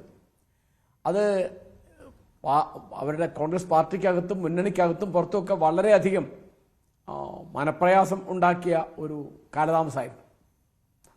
അതിൻ്റെ പശ്ചാത്തലത്തിൽ ആലോചിക്കുമ്പോൾ ഇത് എന്തൊരു വലിയ ആശ്വാസമാണ്, എത്ര വേഗമാണ് കാര്യങ്ങൾ തീരുമാനമായത്. അതൊക്കെ തീർച്ചയായിട്ടും പിന്നെ നമ്മൾ ഇപ്പോൾ തുടങ്ങുന്നല്ലേ ഉള്ളൂ, നമ്മളതിനെപ്പറ്റി നല്ലത് വിചാരിക്കുക. ഇപ്പോൾ സതീശൻ ഇവിടുത്തെ കോൺഗ്രസ്സുകാർക്കോ UDF-കാർക്കോ മാത്രമല്ല, പുറത്തുള്ള ആളുകൾക്കും LDF-ലെ വലിയ വിഭാഗം ആളുകൾക്കും മാധ്യമപ്രവർത്തകർക്കൊക്കെ വളരെ പ്രതീക്ഷയുണ്ടാക്കിയ ഒരു മുഖ്യമന്ത്രിയാണ് അദ്ദേഹം. 25 കൊല്ലം MLA ആയിരുന്നു. നമ്മൾ അറിഞ്ഞിടത്തോളം ഒരു തരത്തിലുള്ള കളങ്കവും അദ്ദേഹത്തിന് നേരെ ആരോപിക്കപ്പെട്ടിട്ടില്ല. അപ്പോൾ ആ ഒരു അദ്ദേഹം ഉണ്ടാക്കിയ പ്രതീക്ഷ, അദ്ദേഹം ഉൽപ്പാദിപ്പിച്ച ഊർജം ചെറുപ്പക്കാരെയും വിദ്യാർത്ഥികളെയും പോലും അദ്ദേഹത്തിന് ഉണർത്താൻ പറ്റി. അപ്പോൾ അദ്ദേഹത്തിൻ്റെ നേതൃത്വത്തിലുള്ള ഒരു മന്ത്രിസഭയെപ്പറ്റി നല്ലത് വിചാരിക്കുക, നല്ലത് പറയുക, വരട്ടെ. പിന്നെ അതിനകത്ത് ഈ പറഞ്ഞ മാതിരി പാർട്ടികൾക്ക് ജില്ലാ പ്രാതിനിധ്യം, പിന്നെ സമുദായ പ്രാതിനിധ്യം, പിന്നെ ആൺപെൺ സന്തുലിതാവസ്ഥ തുടങ്ങിയുള്ള ഒരുപാട് കാര്യങ്ങൾ നോക്കാനുണ്ടാവും. അപ്പോൾ ഇപ്പം വന്ന പട്ടികയിൽ 2 സ്ത്രീകളെ ഉള്ളൂ എന്നാണ് എൻ്റെ അറിവ്. ഒന്ന് ശ്രീമതി ബിന്ദു കൃഷ്ണയും ശ്രീമതി തുളസി. തൊട്ട് മുമ്പത്തെ 2ാം പിണറായി ഗവൺമെന്റിൽ സ്ത്രീകൾ 3 പേരുണ്ടായിരുന്നു. ഇത്തവണ ഡെപ്യൂട്ടി സ്പീക്കർ ഷാനിമോൾ ഉസ്മാൻ ഉണ്ട്, ശ്രീമതി വീണ ജോർജ്, ചിഞ്ചു റാണി. ഷാനിമോൾ ഉസ്മാൻ മന്ത്രിയാണോ? മന്ത്രിയാണോ ഷാനിമോൾ ഉസ്മാൻ? ഡെപ്യൂട്ടി സ്പീക്കറാണ്. മന്ത്രിമാരുടെ കാര്യം അദ്ദേഹം പറഞ്ഞു. ഡെപ്യൂട്ടി സ്പീക്കറാ, ഞാൻ മന്ത്രിയുടെ കാര്യം പറഞ്ഞു. അല്ല, അത് നന്നായി. ഷാനിമോൾ ഉസ്മാൻ എന്നൊരു വനിതയെ ഡെപ്യൂട്ടി സ്പീക്കർ സ്ഥാനത്തേക്ക് പരിഗണിക്കുന്നു അല്ലെങ്കിൽ ആ തീരുമാനമാക്കിയിട്ടുണ്ട് എന്ന് പറയുന്നത് നല്ല കാര്യമാണ്. അപ്പോൾ ഞാൻ പറയുന്നൊരു കാര്യം, കേരളത്തിലെ മന്ത്രിസഭകളിൽ സാധാരണഗതിയിൽ അതിൻ്റെ ഒരു കണക്കെടുത്ത് നോക്കിയാൽ ഒരു സ്ത്രീ പ്രാതിനിധ്യം എന്ന് പറയുന്നത് 4%, 5%-ലധികം വരില്ല. നമ്മളെ രണ്ടാമത്തെ മന്ത്രിസഭ പട്ടം മിനിസ്ട്രി 1960 വന്ന് അതിൽ സ്ത്രീകളുണ്ടായിരുന്നില്ല. 2 കൊല്ലം കഴിഞ്ഞ് 62 ആർ ശങ്കറിന്റെ മന്ത്രിസഭ വരുന്നു, അതിലൊറ്റ സ്ത്രീയില്ല. പിന്നെ വേറൊരു കാര്യം പറയാനാണെങ്കിൽ 4 വട്ടം മുഖ്യമന്ത്രി ആയാളാണ് ശ്രീ കെ കരുണാകരൻ. അദ്ദേഹത്തിന്റെ 2 മന്ത്രിസഭകളിൽ സ്ത്രീകൾ ഉണ്ടായിരുന്നില്ല എന്നാണ് എൻ്റെ ഓർമ്മ. അപ്പോൾ ഇപ്പോൾ കേരള നിയമസഭയിൽ 140 അംഗങ്ങളുണ്ട്, അതിലിപ്പോൾ 11 പേരെ സ്ത്രീകളുള്ളൂ. നമ്മുടെ ജനസംഖ്യയിൽ 51% സ്ത്രീകളാണ്. എന്നും ഒരു പെണ്ണധിക നാടാണ് കേരളം. അപ്പോൾ സ്ത്രീ പ്രാതിനിധ്യത്തെ പറ്റി ആലോചിക്കുമ്പോൾ ഇത് LDF UDF വ്യത്യാസമില്ലാതെ എൻ്റെ ഓർമ്മയിൽ 3 വനിതാ അംഗങ്ങളുള്ള ഒരു ഒറ്റ മിനിസ്ട്രി 2ാം പിണറായി മന്ത്രിസഭയാണ്. അല്ലാത്തപ്പോഴൊക്കെ 1 വനിത അല്ലെങ്കിൽ 2 വനിത അത്രേ ഉണ്ടാവുള്ളൂ. അത് നമ്മൾ വളരെ ആലോചിക്കേണ്ട ഒരു കാര്യമാണ്. എൻ്റെ അഭിപ്രായത്തിൽ പക്ഷേ കേരള നിയമസഭ മന്ത്രിസഭകളെ അപേക്ഷിച്ച് നോക്കുകയാണെങ്കിൽ സ്ത്രീ പ്രാതിനിധ്യം ഉറപ്പാക്കാൻ പറ്റി. അങ്ങനെ ഒരു മന്ത്രിസഭയാണ്. ഈ ഡെപ്യൂട്ടി സ്പീക്കർ സ്ഥാനം കൂടി കൊടുക്കുമ്പോൾ 3 ക്യാബിനറ്റ് പദവികളിലേക്ക് വനിതകൾ എത്തുന്നു. അങ്ങനെ അത് ബാലൻസ് ചെയ്തിരിക്കുന്നു എന്നതാണ് വി ഡി സതീശൻ പറഞ്ഞത്. 1 നിന്ന് 3 ആയി. നന്നായി. അല്ല, അത് നമ്മൾ ആലോചിക്കുകയും ചർച്ചയും ചെയ്യേണ്ട കാര്യമാണ്. ആ ചർച്ചയിലൂടെ ഉരുത്തിരിഞ്ഞു വരേണ്ട ഒരു കാര്യം ഞാൻ വിചാരിക്കുന്നത്, കേരള നിയമസഭയിലെ 140 സീറ്റുകളിൽ 50%, 70 സ്ത്രീകൾക്ക് സംവരണം ചെയ്യണം എന്ന അഭിപ്രായമുള്ള ആളാണ് ഞാൻ. ഇപ്പോൾ 2006 അച്യുതാനന്ദൻ ഗവൺമെന്റ്, അന്ന് വകുപ്പ് മന്ത്രി ശ്രീ പാലോളി മമ്മൂട്ടിയാണ്. അവർ കൊണ്ടുവന്ന ഒരു നിയമം അനുസരിച്ചാണല്ലോ തദ്ദേശ സ്വയംഭരണ സ്ഥാപനങ്ങളിലെ ഇരിപ്പിടങ്ങളിൽ 50% സ്ത്രീകൾക്ക് സംവരണം ചെയ്യപ്പെട്ടത്. വളരെ മാതൃകാപരമായ ഒരു നിയമമായിരുന്നു അത്. അത് ഇവിടുത്തെ സ്ത്രീ ശാക്തീകരണത്തെ വളരെയധികം മുന്നോട്ട് കൊണ്ടുപോയിട്ടുണ്ട്. ആ തരത്തിലുള്ള ഒരു ശാക്തീകരണം, ഒരു പ്രാതിനിധ്യം, തുല്യ പ്രാതിനിധ്യം അവർക്ക് നിയമസഭയിലും മന്ത്രിസഭയിലും ഒക്കെ വേണ്ടതാണ്. ഇപ്പോൾ 3 പേർക്ക് ക്യാബിനറ്റ് റാങ്ക് ഉണ്ട് എന്നുള്ളത് തീർച്ചയായിട്ടും ഞാൻ അതിനെ ഒരു സ്ത്രീ പുരുഷ സമത്വത്തിന് വേണ്ടി വാദിക്കുന്ന ഒരാൾ എന്നുള്ള നിലയ്ക്ക് ഞാൻ അതിനെ സ്വാഗതം ചെയ്യുന്നു. ശരി, ഞാൻ താങ്കളിലേക്ക് എത്താം. ശ്രീജിത്ത് പണിക്കർ കൂടി നമുക്കൊപ്പം ചേരുകയാണ്. ശ്രീജിത്ത് പണിക്കർ, നോക്കൂ, ഇവിടെ ഇപ്പോൾ വി ഡി സതീശൻ മുഖ്യമന്ത്രി സ്ഥാനത്തിനായി നമുക്കറിയാം എത്രമാത്രം വലിയ പിടിവലി 3 നേതാക്കൾക്കിടയിൽ നടന്നു എന്നത്. അതിനുശേഷം ജനവികാരം കണക്കിലെടുത്തുകൊണ്ടാണ് വി ഡി സതീശനെ ആ സ്ഥാനത്തേക്ക് AICC നിർദ്ദേശിക്കുന്നത്. അതാണ് അദ്ദേഹത്തിന്റെ വിജയത്തിൽ ഘടകമായത്. ഇപ്പോൾ മന്ത്രിമാരുടെ ലിസ്റ്റ് കൂടി നമുക്ക് മുന്നിലേക്ക് വരികയാണ്. പാർലമെന്ററി പാർട്ടിയിൽ ആർക്കായിരുന്നു മുൻതൂക്കം എന്നത് ദീപാദാസ് മുൻഷി തന്നെ മാധ്യമങ്ങളുടെ ചോദ്യത്തിന് മറുപടിയായി പറഞ്ഞതാണ്. അപ്പോൾ KC വേണുഗോപാലിന് വേണ്ടിയാണ് MLA-മാരിൽ ഭൂരിഭാഗവും കൈപൊക്കിയത്. ഇപ്പോൾ മന്ത്രിമാരുടെ ലിസ്റ്റ് പുറത്തു വരുമ്പോൾ KCക്ക് വേണ്ടി കൈപൊക്കിയവരാണ് ആ ലിസ്റ്റിൽ ഏറ്റവും അധികം എന്ന് നമ്മൾ കാണുകയാണ്. വളരെ നാമമാത്രമായി മാത്രം വി ഡി സതീശനെ പിന്തുണയ്ക്കുന്ന, ഏത് വിരലിലെണ്ണാവുന്നതെന്ന് പോലും പറയാൻ പറ്റത്തില്ല, ഒന്നുകിൽ K മുരളീധരൻ മാത്രം എന്ന് തന്നെ നമുക്ക് പറയാം. അങ്ങനെയാണ് മന്ത്രിസഭയുടെ കാര്യം, അതിൽ ഉൾപ്പെട്ടിരിക്കുന്നവരുടെ കാര്യം. താങ്കൾ എങ്ങനെ നോക്കിക്കാണുന്നു? വി ഡി സതീശൻ നയിക്കുന്ന മന്ത്രിസഭയിൽ വി ഡി സതീശനെ പിന്തുണയ്ക്കുന്നവർ കുറവ് അല്ലെങ്കിൽ ഇല്ലാതെ വരുന്നു എന്നൊരു സാഹചര്യം ഈ മുന്നോട്ടുള്ള പ്രവർത്തനത്തെ ഏത് നിലയിൽ സ്വാധീനിക്കും? രേണു, സ്വന്തം മന്ത്രിസഭയിൽ മുഖ്യമന്ത്രി 3ാം സ്ഥാനക്കാരനായിരിക്കുക എന്ന് പറയുന്നത് അത്ര സുഖകരമായിട്ടുള്ള ഒരു കാര്യമല്ല. പക്ഷേ ഇഫക്റ്റീവ്ലി നമ്മൾ ഈ മന്ത്രിസഭയുടെ ഒരു കൺസ്ട്രക്റ്റ് എങ്ങനെയാണ് എന്ന് നോക്കിക്കഴിഞ്ഞാൽ അതിലെ സാധാരണ മുഖ്യമന്ത്രി കയ്യിൽ വെക്കേണ്ടുന്ന ഏറ്റവും പ്രധാനപ്പെട്ട വകുപ്പുകളാണ് ആഭ്യന്തരവും വിജിലൻസും. അത് ഇവിടെ ശ്രീ രമേശ് ചെന്നിത്തലയ്ക്കാണ്. അദ്ദേഹം ഇതിൻ്റെ ഒരു പ്രധാനപ്പെട്ട കണ്ടന്റർ ആയിരുന്നു ഈ ചീഫ് മിനിസ്റ്റർ പോസ്റ്റിലേക്ക് എന്നതിനെക്കുറിച്ച് നമുക്കറിയാം. അപ്പോൾ മന്ത്രിസഭയിലെ ഏറ്റവും നിർണായകമായിട്ടുള്ള 2 വകുപ്പുകൾ അദ്ദേഹത്തിന് ശ്രീ രമേശ് ചെന്നിത്തലയ്ക്ക് നൽകേണ്ടി വന്നു. പിന്നീട് ബാക്കിയുള്ള മന്ത്രിമാരുടെ കോമ്പസിഷൻ നമ്മൾ നോക്കിക്കഴിഞ്ഞാൽ അതിൽ ഇപ്പോൾ താങ്കൾ ശരിയായി സൂചിപ്പിച്ചതുപോലെ ശ്രീ K മുരളീധരൻ ഒഴികെയുള്ള ബാക്കി ഏതാണ്ട് എല്ലാ പേരുകാരും KC വേണുഗോപാലിൻ്റെ പക്ഷത്താണ്. അപ്പോൾ അദ്ദേഹത്തിൻ്റെ ക്യാബിനറ്റിൽ തന്നെ ഏറ്റവും കൂടുതൽ പിടിമുറുക്കിയിരിക്കുന്നത് ശ്രീ KC വേണുഗോപാലിൻ്റെ പക്ഷമാണ്. അദ്ദേഹം അങ്ങനെ ഒരു പക്ഷമില്ല എന്ന് പറയുമ്പോഴും ആ ഒരു പക്ഷമാണ്, അല്ലെങ്കിൽ അദ്ദേഹത്തിന് വേണ്ടി വാദിച്ച, അദ്ദേഹത്തിന് വേണ്ടി പേര് നാമനിർദ്ദേശം ചെയ്തിരിക്കുന്ന MLA-മാരാണ് എന്ന് കാണാം. അപ്പോൾ അങ്ങനെ നോക്കിക്കഴിഞ്ഞാൽ രമേശ് ചെന്നിത്തലയും KC വേണുഗോപാലും കഴിഞ്ഞ് ശ്രീ വി ഡി സതീശൻ അദ്ദേഹത്തിൻ്റെ തന്നെ മന്ത്രിസഭയിൽ 3ാമനായിരിക്കുക എന്ന രീതിയിലത്തേക്കുള്ള ഒരു കാര്യം ഇതിൻ്റെ പ്രവർത്തനത്തിൽ ഉൾപ്പെടെ കാണാനുള്ള സാധ്യതകളുണ്ട്. പക്ഷേ പല അഭിപ്രായ ഭിന്നതകളുള്ളപ്പോഴും UDF-ന്റെ കോൺഗ്രസിൻ്റെ പ്രകടന പത്രികയുമായി ബന്ധപ്പെട്ട് അവർ ജനങ്ങൾക്ക് നൽകിയിരിക്കുന്ന വാഗ്ദാനങ്ങളുമായി ബന്ധപ്പെട്ട് എത്രത്തോളം കാര്യങ്ങളെ കൃത്യമായി നിറവേറ്റാൻ കഴിയുമെന്ന രീതിയിലത്തേക്ക് കൂടി യോജിച്ച് ഈ ഒരു മന്ത്രിസഭയെ മുന്നോട്ട് കൊണ്ടുപോവുക എന്നുള്ളതാണ് അദ്ദേഹത്തിൻ്റെ ഏറ്റവും പ്രധാനപ്പെട്ട ഒരു ചുമതല എന്നത്. അത് വളരെ ഭംഗിയായിട്ട് അദ്ദേഹത്തിന് നിർവഹിക്കാൻ സാധിക്കട്ടെ എന്ന് നമുക്ക് പ്രത്യാശിക്കാം.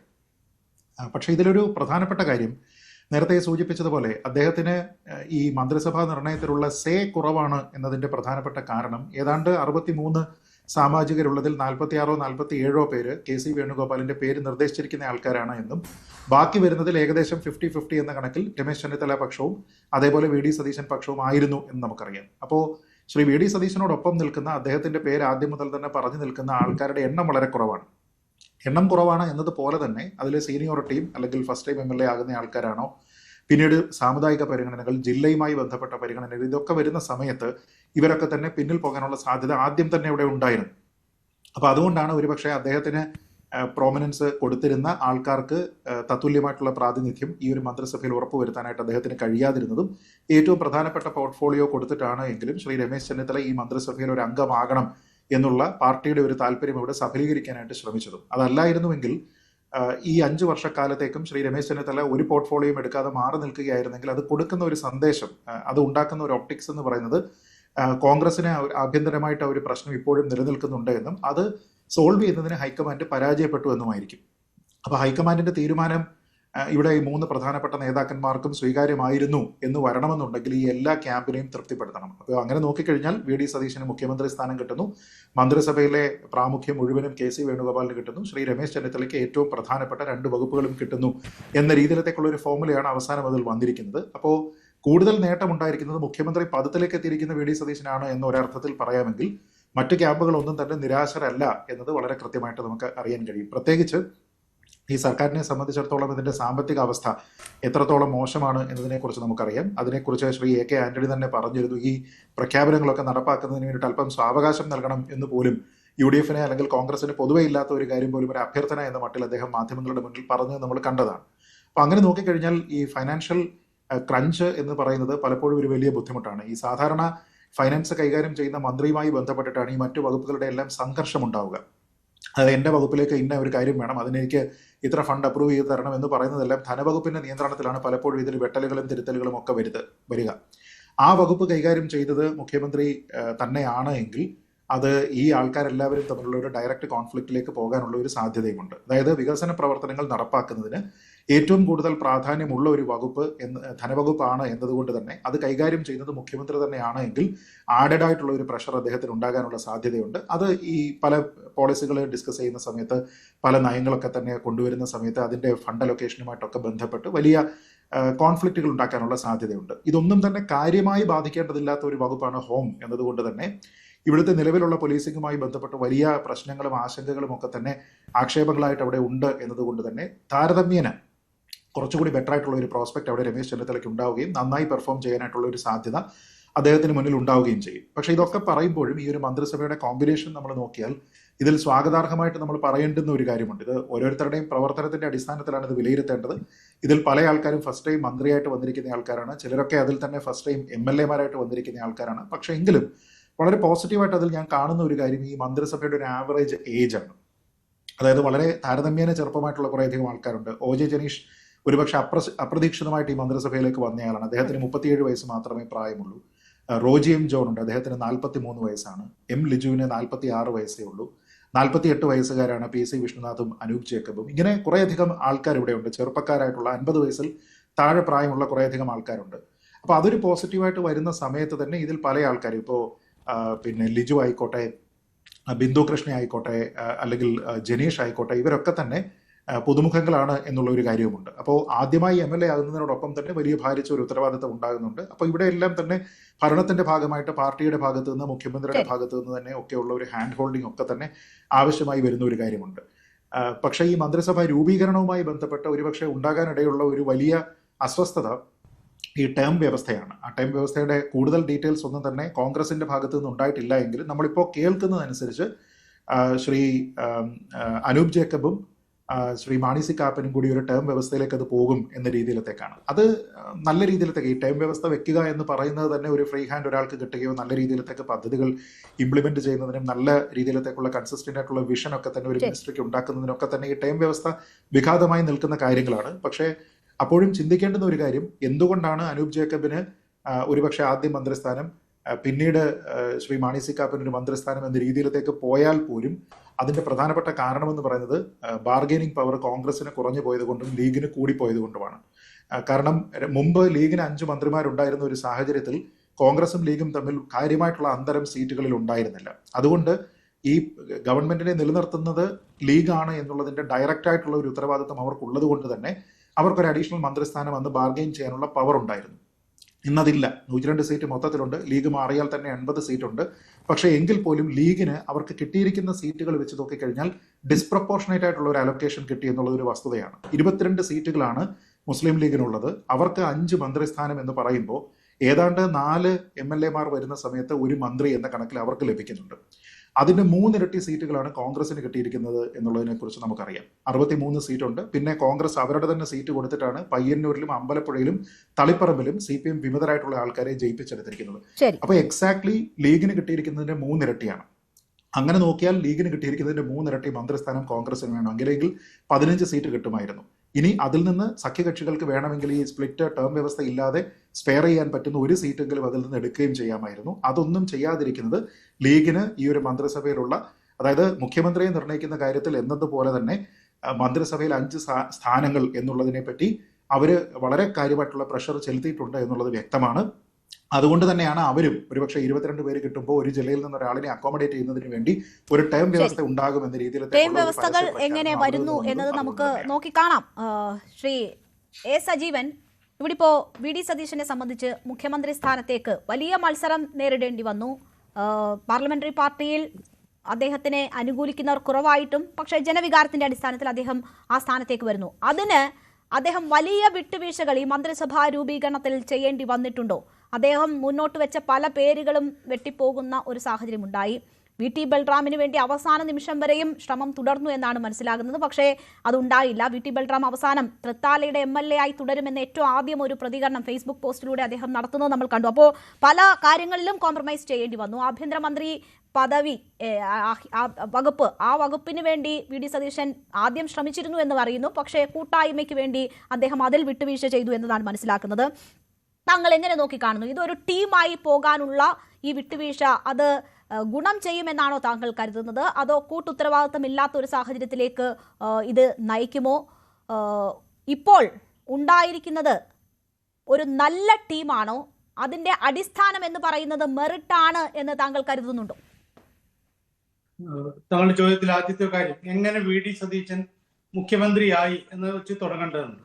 കാരണം താങ്കൾ പറഞ്ഞ ജനവികാരത്തിന്റെ അടിസ്ഥാനത്തിലല്ല, ജനവികാരം ഉയർത്തിവിടാൻ വേണ്ടിയിട്ട് അദ്ദേഹത്തിന്റെ ഒപ്പം നിൽക്കുന്ന ആളുകൾ വലിയ പരിശ്രമം നടത്തിയിരുന്നു എന്നുള്ള കാര്യം നമുക്കറിയാം. പക്ഷേ അതിനോട് കടുത്ത വിയോജിപ്പാണ്, കടുത്ത എതിർപ്പാണ് രാഹുൽ ഗാന്ധിക്ക് ഉണ്ടായിരുന്നത്.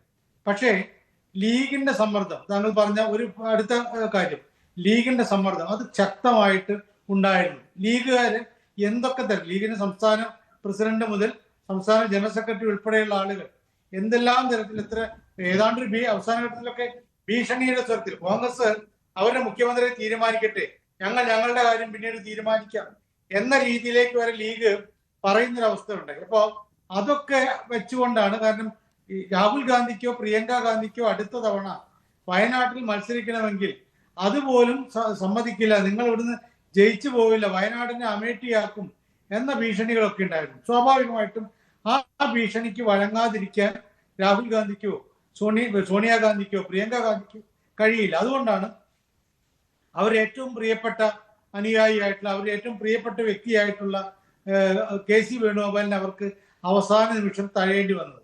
അപ്പൊ അത് ആ രീതിയിൽ ലീഗിന്റെ കൂടി പിൻബലത്തോട് കൂടിയിട്ടാണ് VD സതീശൻ അങ്ങനെ ആയത്. അപ്പൊ ആ സമയത്ത് പക്ഷെ അപ്പോഴേ ഉണ്ടായിരുന്ന കാര്യം, VD സതീശനെ കയറൂരി വിടുന്ന രീതിയിലേക്ക്, അല്ലെങ്കിൽ അദ്ദേഹം ആവട്ടെ ഇനി എല്ലാ കാര്യങ്ങളും തീരുമാനിക്കുന്നത് എന്ന രീതിയിലേക്ക് ഹൈക്കമാൻഡ് പോയില്ല. കാരണം മറ്റു രണ്ടുപേരും പ്രബലരാണ്, മറ്റു രണ്ടുപേർക്കും ജനസ്വാധീനമുണ്ട്, മറ്റു രണ്ടുപേരിൽ നല്ലൊരു ശതമാനം MLA-മാരെ പിന്തുണയുള്ള ആള്, പ്രത്യേകിച്ച് KC വേണുഗോപാൽ, ഉള്ള 63 പേരിൽ നല്ല ഭൂരിപക്ഷ MLA-മാരും KC വേണുഗോപാലിനൊപ്പമായിരുന്നു എന്ന് ദീപാദാസ് മുൻഷി പരസ്യമായി പിന്നീട് പറഞ്ഞല്ലോ. അപ്പോ അത് നമ്മുടെ സ്പെക്കുലേഷൻ അല്ല, അത് അവർ പറഞ്ഞ കാര്യം കൂടിയാണ്. അപ്പൊ അങ്ങനെ ഉണ്ടായിരിക്കെ അവരെ തടയാൻ ശ്രമിക്കില്ല. മാത്രമല്ല, അതിന്റെ അടിസ്ഥാനത്തിൽ ആ സമയത്തുണ്ടാക്കിയ ഒരു ഒത്തുതീർപ്പിന്റെ ഭാഗമായിട്ടാണ് KC വേണുഗോപാൽ മാറി നിൽക്കുകയാണെങ്കിൽ ഞാൻ പറയുന്ന ആളുകളെ ഞാൻ പറയുന്ന MLA-മാരെ മന്ത്രിമാരാക്കണമെന്ന് KC വേണുഗോപാലിന്റെ വാദമുണ്ടായത്. അത് അംഗീകരിക്കേണ്ടി വന്നു എന്നുള്ളതാണ് VD സതീശന്റെ ഒരു കാര്യം. രണ്ടാമത് ഈ രമേശ് ചെന്നിത്തല വളരെ ചെറുപ്പത്തിൽ മന്ത്രിയായിട്ടുള്ള ആളാണ്. അദ്ദേഹം വളരെ സീനിയറാണ്. ഈ VD സതീശന്റെ രാഷ്ട്രീയ ഗുരു എന്ന് പോലും പറയാൻ പറ്റുന്ന ഒരാളാണ്. അദ്ദേഹം ആഭ്യന്തര വകുപ്പ് നേരത്തെ തന്നെ കൈകാര്യം വഹിച്ചിട്ടുള്ള ആളാണ്. അപ്പൊ സ്വാഭാവികമായിട്ടും അദ്ദേഹത്തിന് ഏതെങ്കിലും ഒരു സാമൂഹിക വികസനം അങ്ങനെയുള്ള വകുപ്പുകൾ കൊടുത്തു കഴിഞ്ഞാൽ അദ്ദേഹം ഒരിക്കലും അടങ്ങില്ല. അപ്പൊ അദ്ദേഹത്തെ സംതൃപ്തിപ്പെടുത്തുന്ന ഹൈക്കമാൻഡിന്റെ താല്പര്യമാണ്. അപ്പൊ ഹൈക്കമാൻഡ് ഈ നിർദ്ദേശത്തിന് സതീശന്റെ സ്ഥാനം കിട്ടിയതുകൊണ്ട് തൃപ്തനായിരുന്നു. അപ്പൊ പിന്നെ ബാക്കിയുള്ള ആൾക്ക് വേണ്ടി ശ്രമിച്ചു നോക്കുക എന്നുള്ളതാണ്. സതീശൻ എന്തായാലും അദ്ദേഹം ആഗ്രഹിച്ചത് എനിക്ക് മുഖ്യമന്ത്രി ആവണം എന്നുള്ളതാണ്. അത് അദ്ദേഹത്തിന് കിട്ടി. ബാക്കിയുള്ള ആളുകൾ സ്വാഭാവികമായിട്ടും അവർക്ക് വേണ്ട, അവർക്ക് ആകാൻ പറ്റിയില്ലെങ്കിൽ ഞങ്ങൾ ഉദ്ദേശിച്ച കാര്യങ്ങൾ നേടിയെടുക്കുന്നു, ഞങ്ങൾ അത്ര വിഡ്ഢികളല്ല എന്ന് തെളിയിക്കേണ്ടതുണ്ട്. അവരങ്ങനെ ആ രീതിയിൽ എടുക്കുന്നു. പക്ഷെ അതുണ്ടാക്കുന്നൊരു പ്രശ്നം, സ്വാഭാവികമായിട്ട് മുന്നോട്ടേക്ക് പോകുമ്പോൾ ഈ തർക്കം, ഈ സതീശൻ ഇനിയാണ് മെയ്വഴക്കം കാണിക്കേണ്ടത്. ഇതുവരെയുള്ള രീതിയിൽ പോയിട്ട് കാര്യമില്ല. കാരണം ഈ KC വേണുഗോപാലിനെ പിന്തുണയ്ക്കുന്ന മന്ത്രിമാര്, അല്ലെങ്കിൽ രമേശ് ചെന്നിത്തല മറുപുറത്ത് അപ്പുറമുണ്ട്, ഇവരെയൊക്കെ പിണക്കുന്ന രൂപത്തിലോ ഇവരുടെ വകുപ്പുകളിലൊക്കെ ഇടപെടുന്ന രൂപത്തിലേക്ക് പോയി കഴിഞ്ഞാൽ അത് വലിയ സ്പർദ്ധയിലേക്ക് പോകും. അത് പോവാതിരിക്കുക എന്നുള്ളതാണ് VD സതീശൻ ശ്രമിക്കേണ്ട കാര്യം. അതിന് അദ്ദേഹത്തിന് കഴിയുമായിരിക്കും. കാരണം ഈ തരത്തിൽ അദ്ദേഹത്തിന് പോലും അറിയാമല്ലോ, തന്നെ മുഖ്യമന്ത്രിയായത് താൻ മാത്രമാണ് മുഖ്യമന്ത്രി സ്ഥാനത്തേക്ക് യോഗ്യൻ എന്ന് ഹൈക്കമാൻഡിന് തോന്നിയത് കൊണ്ടല്ല എന്ന് അദ്ദേഹത്തിന് അറിയാം. മാത്രമല്ല, ലീഗിന്റെ പിന്തുണ ഉള്ളത് കൊണ്ട് മാത്രം. പക്ഷേ ഒരു വകുപ്പ് ഒരു മന്ത്രിക്ക് കൊടുത്തപ്പോൾ ആഭ്യന്തരം, വിജിലൻസ്, ഇതെല്ലാം രമേശ് ചെന്നിത്തല കൈകാര്യം ചെയ്യുമ്പോൾ അതിൽ ഇടപെടുന്ന രൂപത്തിൽ ഇപ്പൊ ലീഗുകാർക്ക് എന്ന് പറയാൻ പറ്റുമോ? ലീഗുകാരുടെ വകുപ്പല്ലല്ലോ രമേശ് ചെന്നിത്തല കൈകാര്യം ചെയ്യുന്നത്. അപ്പൊ സ്വാഭാവികമായിട്ടും അത്തരം കാര്യങ്ങൾ ഇടപെടാതെ പോയാൽ അത് വളരെ നന്നായിട്ട് ഈ വലിയ തട്ടുകേട് കൂടെ, നന്നായിട്ട് എന്ന് ഞാൻ പറയുന്നില്ല, തട്ടുകേട് കൂടാതെ ഈ സർക്കാരിന് 5 വർഷം തേക്കാൻ പറ്റും, പ്രശ്നങ്ങളൊന്നും ഇല്ലാതിരിക്കും. ശരി, പ്രശ്നങ്ങളില്ലാതെ പോകാൻ കഴിയുന്ന സാഹചര്യം എത്രമാത്രം, അതാണ്. ഒപ്പം VD സതീശന് മുന്നിലുള്ള നിരവധിയായ വെല്ലുവിളികളുണ്ട്. അതിലേക്ക് കൂടി നമുക്ക് എത്താം ചെറിയൊരു ഇടവേളയ്ക്ക് ശേഷം.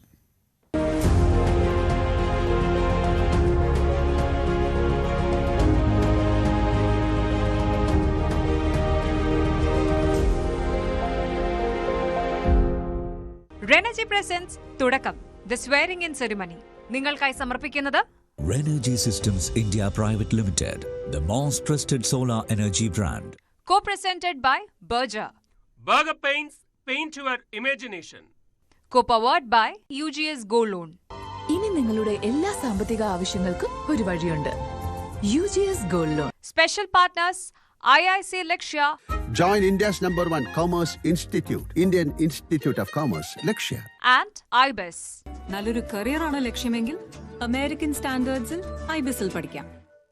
In association with Amrit Veni hair elixir, സമൃദ്ധമായ മുടി ബയോടെക്നോളജിയിലൂടെ.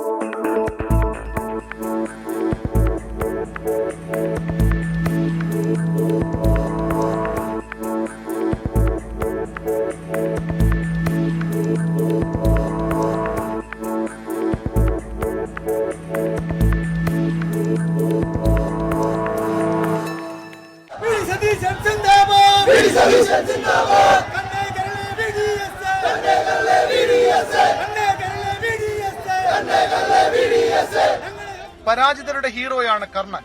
എങ്ങനെയോ VD സതീശന്റെയും ഇഷ്ട കഥാപാത്രമായി കർണൻ മാറി. പദവികളും അധികാര സിംഹാസനങ്ങളുമായിരുന്നില്ല, അകറ്റി നിർത്തലുകളും അവഗണനയും നൽകിയ ഊർജമായിരുന്നു സതീശന്റെ മൂലധനം. തീർത്തും അർഹമായിരുന്നെങ്കിലും KSUവിന്റെയും യൂത്ത് കോൺഗ്രസിന്റെയും അധ്യക്ഷ പദങ്ങൾ സതീശനിലേക്ക് എത്തിയില്ല. ഗോഡ്ഫാദറില്ലാതിരുന്ന യുവനേതാവിനെ ഗ്രൂപ്പ് മാനേജർമാർ വെട്ടിമാറ്റുകയായിരുന്നു. തുടക്കം ഐ ഗ്രൂപ്പിൽ. രാഷ്ട്രീയ ഗുരുവായ ജി കാർത്തികേയനൊപ്പം സതീശനുമെത്തി മൂന്നാം ഗ്രൂപ്പിൽ. രാഷ്ട്രീയത്തിലെ നെല്ലും പതിരും ഒറ്റനോട്ടത്തിൽ തിരിച്ചറിയാൻ മിടുക്കനായ ചാണക്യൻ കെ കരുണാകരൻ പ്രവചന സ്വഭാവത്തിൽ പറഞ്ഞു, ഇവൻ കോൺഗ്രസിന്റെ ഭാവി വാഗ്ദാനമാണ്. സതീശനെ തിരികെ ഐ ഗ്രൂപ്പിൽ എത്തിക്കാനായിരുന്നു ലീഡറുടെ ശ്രമം. വാഗ്ദാനം നൽകിയത് യൂത്ത് കോൺഗ്രസ് അധ്യക്ഷ പദവി. ഇതിലും വലിയ പദവി ലഭിച്ചാൽ ഞാൻ തിരികെ പോകണമോ എന്ന് ലീഡറുടെ ദൂതനോട് സതീശൻ ചോദിച്ചത്രേ. സ്വതസിദ്ധമായ ചിരിയായിരുന്നു ലീഡറുടെ മറുപടി. ഗ്രൂപ്പ് കളികളിലും അവഗണനയിലും മനമെടുത്ത് ഒരിക്കൽ സജീവ രാഷ്ട്രീയം തന്നെ അവസാനിപ്പിച്ചതായിരുന്നു വി ഡി സതീശൻ. ഹൈക്കോടതിയിൽ മുഴുവൻ സമയ അഭിഭാഷകനായി തിരികെ വന്നത് എ കെ ആന്റണിയുടെ നിർബന്ധപ്രകാരം. ഇടതുകോട്ടയായിരുന്ന പറവൂരിൽ 96-ൽ പോരാടി വീണു. 2001-ൽ ജയം. പിന്നീടുള്ളത് ചരിത്രം.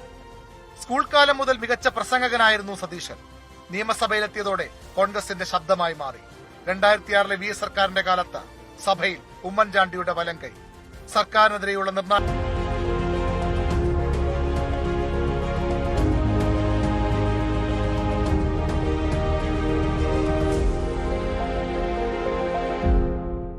റെനർജി പ്രസൻസ് തുടക്കം ദ സ്വെയറിംഗ് ഇൻ സെറിമണി നിങ്ങൾക്കായി സമർപ്പിക്കുന്നത് Renergy Systems India Private Limited, the most trusted solar energy brand. Co-presented by Berger. Burger Paints, paint your imagination. Co-powered by UGS Gold Loan. ഇനി നിങ്ങളുടെ എല്ലാ സാമ്പത്തിക ആവശ്യങ്ങൾക്കും ഒരു വഴിയുണ്ട്. UGS Gold Loan. Special partners IIC Lakshya. Join India's #1 Commerce Institute, Indian Institute of Commerce, Lakshya. And IBIS. നല്ലൊരു കരിയറാണ് ലക്ഷ്യമെങ്കിൽ American സ്റ്റാൻഡേർഡ്സിൽ ഐബിസിൽ പഠിക്കാം. In association with Amrit Veni hair elixir, സമൃദ്ധമായ മുടി ബയോടെക്നോളജിയിലൂടെ. വീണ്ടും ചർച്ചയിലേക്ക്. ശ്രീ ടി കെ രാജഗോപാൽ, ഇവിടെ ഇപ്പോൾ കെ സി വേണുഗോപാൽ മുഖ്യമന്ത്രി സ്ഥാനത്തേക്ക് എത്തണം എന്ന നിലയിൽ അദ്ദേഹത്തിന്റെ മെറിറ്റിനെ കുറിച്ചൊക്കെ ചൂണ്ടിക്കാണിച്ചിട്ടുള്ള വ്യക്തിയാണ് താങ്കൾ. ഇപ്പോൾ അദ്ദേഹം മുഖ്യമന്ത്രി സ്ഥാനത്തേക്ക് എത്തുന്നില്ല എങ്കിലും അദ്ദേഹം പിന്തുണയ്ക്കുന്ന ആളുകളാണ് മന്ത്രിസ്ഥാനങ്ങളിൽ നിരക്കുന്നത് കോൺഗ്രസിന് വേണ്ടി എന്ന് നമുക്ക് കാണാം. വി ഡി സതീശനെ പിന്തുണച്ച കെ മുരളീധരൻ ഒഴിച്ചു നോക്കിയാൽ അപ്പോൾ എത്ര സ്മൂത്തായി മുന്നോട്ട് പോകാനുള്ളൊരു സാഹചര്യം ഉണ്ട് എന്ന് താങ്കൾ കരുതുന്നു? ഇവിടെ വെല്ലുവിളികൾ ഏറെയാണ് എന്ന കാര്യം സൂചിപ്പിച്ചു. നാളത്തെ ആദ്യ മന്ത്രിസഭാ യോഗം മുതൽ ഇതിന്റെ കണക്കെടുപ്പ് ആരംഭിക്കും. മന്ത്രിസഭ അധികാരത്തിലേൽക്കുന്നത് മുൻപ് തന്നെ മഹിളാ മോർച്ചയുടെ ഒക്കെ പ്രതിഷേധങ്ങൾ നമ്മൾ കണ്ടതാണ്. അപ്പോൾ വളരെ വെല്ലുവിളി നിറഞ്ഞ ദിവസങ്ങളാണ് മുന്നിലുള്ളത്. ഒരു കൂട്ടുത്തരവാദിത്തമില്ലാതെ മുന്നോട്ട് പോവുക സാധ്യമല്ല. അതിന് കഴിയും എന്ന് താങ്കൾ പ്രതീക്ഷിക്കുന്നുണ്ടോ? തീർച്ചയായിട്ടും നമ്മളിപ്പോ ഇന്നത്തെ ദിവസം ചർച്ച ചെയ്യേണ്ട ഒരു വിഷയമല്ലെങ്കിൽ പോലും നമ്മളൊക്കെ കെ സി വേണുഗോപാലിന്റെ കാര്യം പറയാൻ കാരണം അദ്ദേഹത്തെ പോലൊരു ഉയർന്ന വ്യക്തിത്വത്തെ, ഇത്രയും രാഷ്ട്രീയ പാരമ്പര്യമുള്ള ആളിനെ ഏതൊക്കെയോ സംഘടിത ഗ്രൂപ്പുകൾ, അങ്ങനെ തന്നെയാണ് ഞാൻ വിശ്വസിക്കുന്നത്, സംഘടിത ഗ്രൂപ്പുകൾ തെരുവിൽ ഇങ്ങനെ നേരിടുകയാണ്. തെരുവിൽ നേരിട്ട് എന്തോ പാർട്ടി വിരുദ്ധനാണെന്നുള്ള മട്ടില്. അതേപോലെ തന്നെ വയനാട്ടിലൊക്കെ ഇംഗ്ലീഷിലുള്ള പോസ്റ്ററിൽ എഴുതി വെക്കുക, അമേഠി ആവർത്തിക്കുമെന്നൊക്കെ എഴുതി വെക്കുക. അതൊക്കെ ചില സൂചനകളായിരുന്നു. അതൊന്നും UDF-കാർ ചെയ്താണെന്ന് ഞാൻ വിശ്വസിക്കുന്നില്ല കേട്ടോ. UDF-കാർ ഒരിക്കലും അങ്ങനെ ചെയ്യത്തില്ല. ഇപ്പൊ എന്തായാലും കോൺഗ്രസിനെ പരാതി കൊടുക്കാൻ പോവുകയാണ്. ആ പരാതിയെ തുടർന്ന് ആഭ്യന്തര വകുപ്പ് രമേശ് ചെന്നിത്തലയ്ക്കാണെങ്കിൽ അദ്ദേഹം തന്നെ അത് അന്വേഷിച്ചത് കണ്ടെത്തും ഒരു സത്യാവസ്ഥ. പക്ഷെ ആ വാദങ്ങളൊക്കെ ശരിയായിരുന്നു എന്നുള്ളത് തന്നെ ദീപാദാസ് മുൻഷിയുടെ വാക്കുകളിൽ നമ്മൾ മനസ്സിലാകുന്നത്. ഏതാണ്ട് 47 പേരുടെ പിന്തുണ ശ്രീ കെ സി വേണുഗോപാൽ ഉണ്ടായിരുന്നു. അദ്ദേഹത്തെ നോ എന്ന് അതുകൂടിയാണ് ഞാൻ സൂചിപ്പിച്ചത്. നമ്മൾ അതിലേക്കൊക്കെ കോൺസെൻട്രേഷൻ പോയാൽ വളരെ വെല്ലുവിളി നിറഞ്ഞ ഘട്ടത്തിലൂടെയാണ് കടന്നു പോകേണ്ടത്. അതിലേക്ക് അങ്ങനെയുള്ള കാര്യങ്ങളിലേക്കാണോ കോൺസെൻട്രേഷൻ പോകേണ്ടത് എന്നുള്ളതാണ് എന്റെ ചോദ്യവും. വേണ്ട, നമ്മൾ ഇന്നത്തെ ദിവസം അങ്ങോട്ടൊന്നും പോകണ്ട. അതെല്ലാം കഴിഞ്ഞ കാര്യമാണ്. നമ്മൾ പറയുന്നില്ലേ, ഈ പണ്ടൊരു പഴഞ്ചൊല്ലുണ്ട്, ചത്ത കൊച്ചിന്റെ ജാതകം നോക്കിയിട്ട് ഒരു കാര്യവുമില്ല. അത് പിന്നെ ഗജകേസരി യോഗം ഉണ്ടായിരുന്നതിന് അതേ രാജ്ഞിയായിരുന്നതിനെന്നൊന്നും പറഞ്ഞിട്ട് പ്രത്യേകിച്ച് എന്തോ കാര്യമാണ്. നമ്മൾ പണ്ട് പറഞ്ഞതുപോലെ ഇവർക്കൊക്കെ അറിയാമായിരുന്നു ഈ കാര്യങ്ങളെ കുറിച്ച് എങ്ങനെ പോകും. നമ്മളെ പറയുന്ന പോലെ MLA-മാരുടെ പിന്തുണ, ജനപിന്തുണയൊക്കെ ഉണ്ടായിട്ട് പോലും സജീവൻ സൂചിപ്പിച്ചതുപോലെ ഘടകകക്ഷികളുടെ പിന്തുണ തന്നെയാണ് ശ്രീ വി ഡി സതീശൻ അനുകൂലമായിട്ട് വന്നത്. നമ്മൾ പണ്ട് പറയത്തില്ല, പാർവതി പരമേശ്വരന്മാരെ വണങ്ങിയേച്ച് വന്ന് ഗണപതി സമ്മാനം മേടിച്ചുകൊണ്ട് പോയി അല്ലെ. ലോകം ചുറ്റാൻ പോയ സുബ്രഹ്മണ്യനെ തെക്ക് വടക്ക് ഇങ്ങനെ അവസരം വന്നപ്പോ ഗണപതി സമ്മാനം കൊണ്ടങ്ങ് പോയി. അപ്പൊ അധികാര കേന്ദ്രം എവിടെ പിടിച്ചാലാണ് കാര്യം നടക്കുന്നത് എന്നുള്ളത് അവർക്ക് അറിയാമായിരുന്നു. അതുകൊണ്ടാണ് ഞാൻ പറഞ്ഞത് ഘടകകക്ഷികളെ, അതാണ് ശ്രീത്വം സൂചിപ്പിച്ചതാണ്, ഘടകകക്ഷികളുടെ പിന്തുണയാണ് അദ്ദേഹത്തിന് കിട്ടിയത്.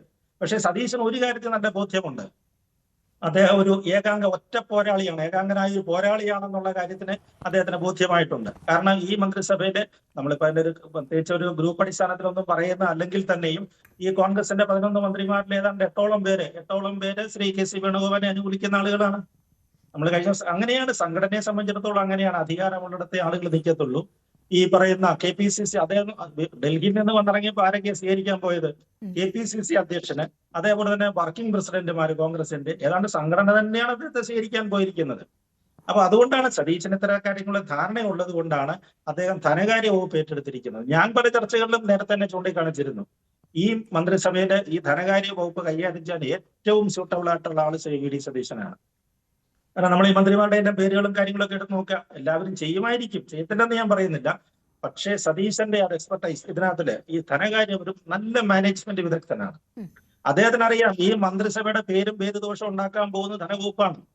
മുമ്പേ പറഞ്ഞതുപോലെ ഓരോ വകുപ്പുകൾക്ക് ഫണ്ട് അലോക്കേറ്റ് ചെയ്ത് കൊടുക്കണം. ഇത് എവിടുന്ന് വരും? നമ്മൾ പറഞ്ഞില്ലേ എന്തെല്ലാം ക്ഷേമ പദ്ധതികളാണ് വരാൻ പോകുന്നത്. ഇതൊക്കെ വലിയ വലിയ ബാധ്യതയുള്ള ക്ഷേമ പദ്ധതികളാണ്. ക്ഷേമ പെൻഷൻ ഏതാണ്ട് 1850 കോടി രൂപയാണ് പെർ മന്ത് വേണ്ടത്. എവിടെ നിന്ന് കണ്ടെത്തും? ഇതിന്റെ സോഴ്സ് നമ്മൾ കണ്ടെത്തണ്ടേ? അവരുടെ സ്ത്രീകളിലെ സൗജന്യ ബസ് യാത്ര വരുന്നു. KSRTC കണക്കെടുത്തു.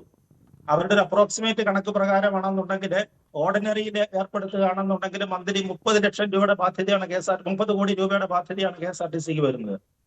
അത് ഫാസ്റ്റിലാണെങ്കിൽ 60 വരും, സൂപ്പർ ഫാസ്റ്റിലാണെങ്കിൽ 90 കോടി വരും. ശരി, അതുകൊണ്ടായിരിക്കാം ചില അപ്രിയ തീരുമാനങ്ങൾ എടുക്കേണ്ടി വരും എന്ന് ഇന്ന് വാർത്താ സമ്മേളനത്തിലും VD സതീശൻ സൂചിപ്പിച്ചത്. അതിന് മാധ്യമങ്ങളുമായി ബന്ധപ്പെട്ട കാര്യങ്ങളാണ് പറഞ്ഞപ്പോഴാണ് അദ്ദേഹം വിമർശിക്കണം, അതിൽ തിരുത്തൽ വരുത്തേണ്ടത് തിരുത്തൽ വരുത്തും, പക്ഷേ ചില അപ്രിയ തീരുമാനങ്ങൾ ഇപ്പോഴത്തെ സാഹചര്യത്തിൽ വേണ്ടിവരുമെന്ന സൂചന അദ്ദേഹം നൽകുന്നു. AK ആന്റണി എന്താണ് സംസ്ഥാനത്തിന്റെ സാഹചര്യം എന്നത് ചൂണ്ടിക്കാട്ടിയിട്ടുണ്ട്. തനിക്ക് ലഭിച്ച പിന്തുണയുടെ അത്രയും തന്നെ പിന്തുണയാണ് VD സതീശൻ ലഭിച്ചിട്ടുള്ളത്. തന്റെ പിന്നീടുണ്ടായ സാഹചര്യം എന്താണ് എന്നത് അദ്ദേഹം ഓർമ്മിപ്പിക്കുക കൂടി ചെയ്ത സാഹചര്യം നമ്മളുടെ മുന്നിലുണ്ട്. ശ്രീ ഷാക്കിർ, ഇപ്പോൾ ഏറ്റവും ഒടുവിൽ പുറമേരിയിൽ നിന്ന് വരുന്ന വാർത്ത കുറ്റ്യാടി MLA പാറക്കൽ അബ്ദുള്ളയ്ക്ക് മന്ത്രിസ്ഥാനം നിഷേധിച്ചതിൽ അവിടെ പ്രതിഷേധം നടന്നിരിക്കുന്നു എന്നതാണ്.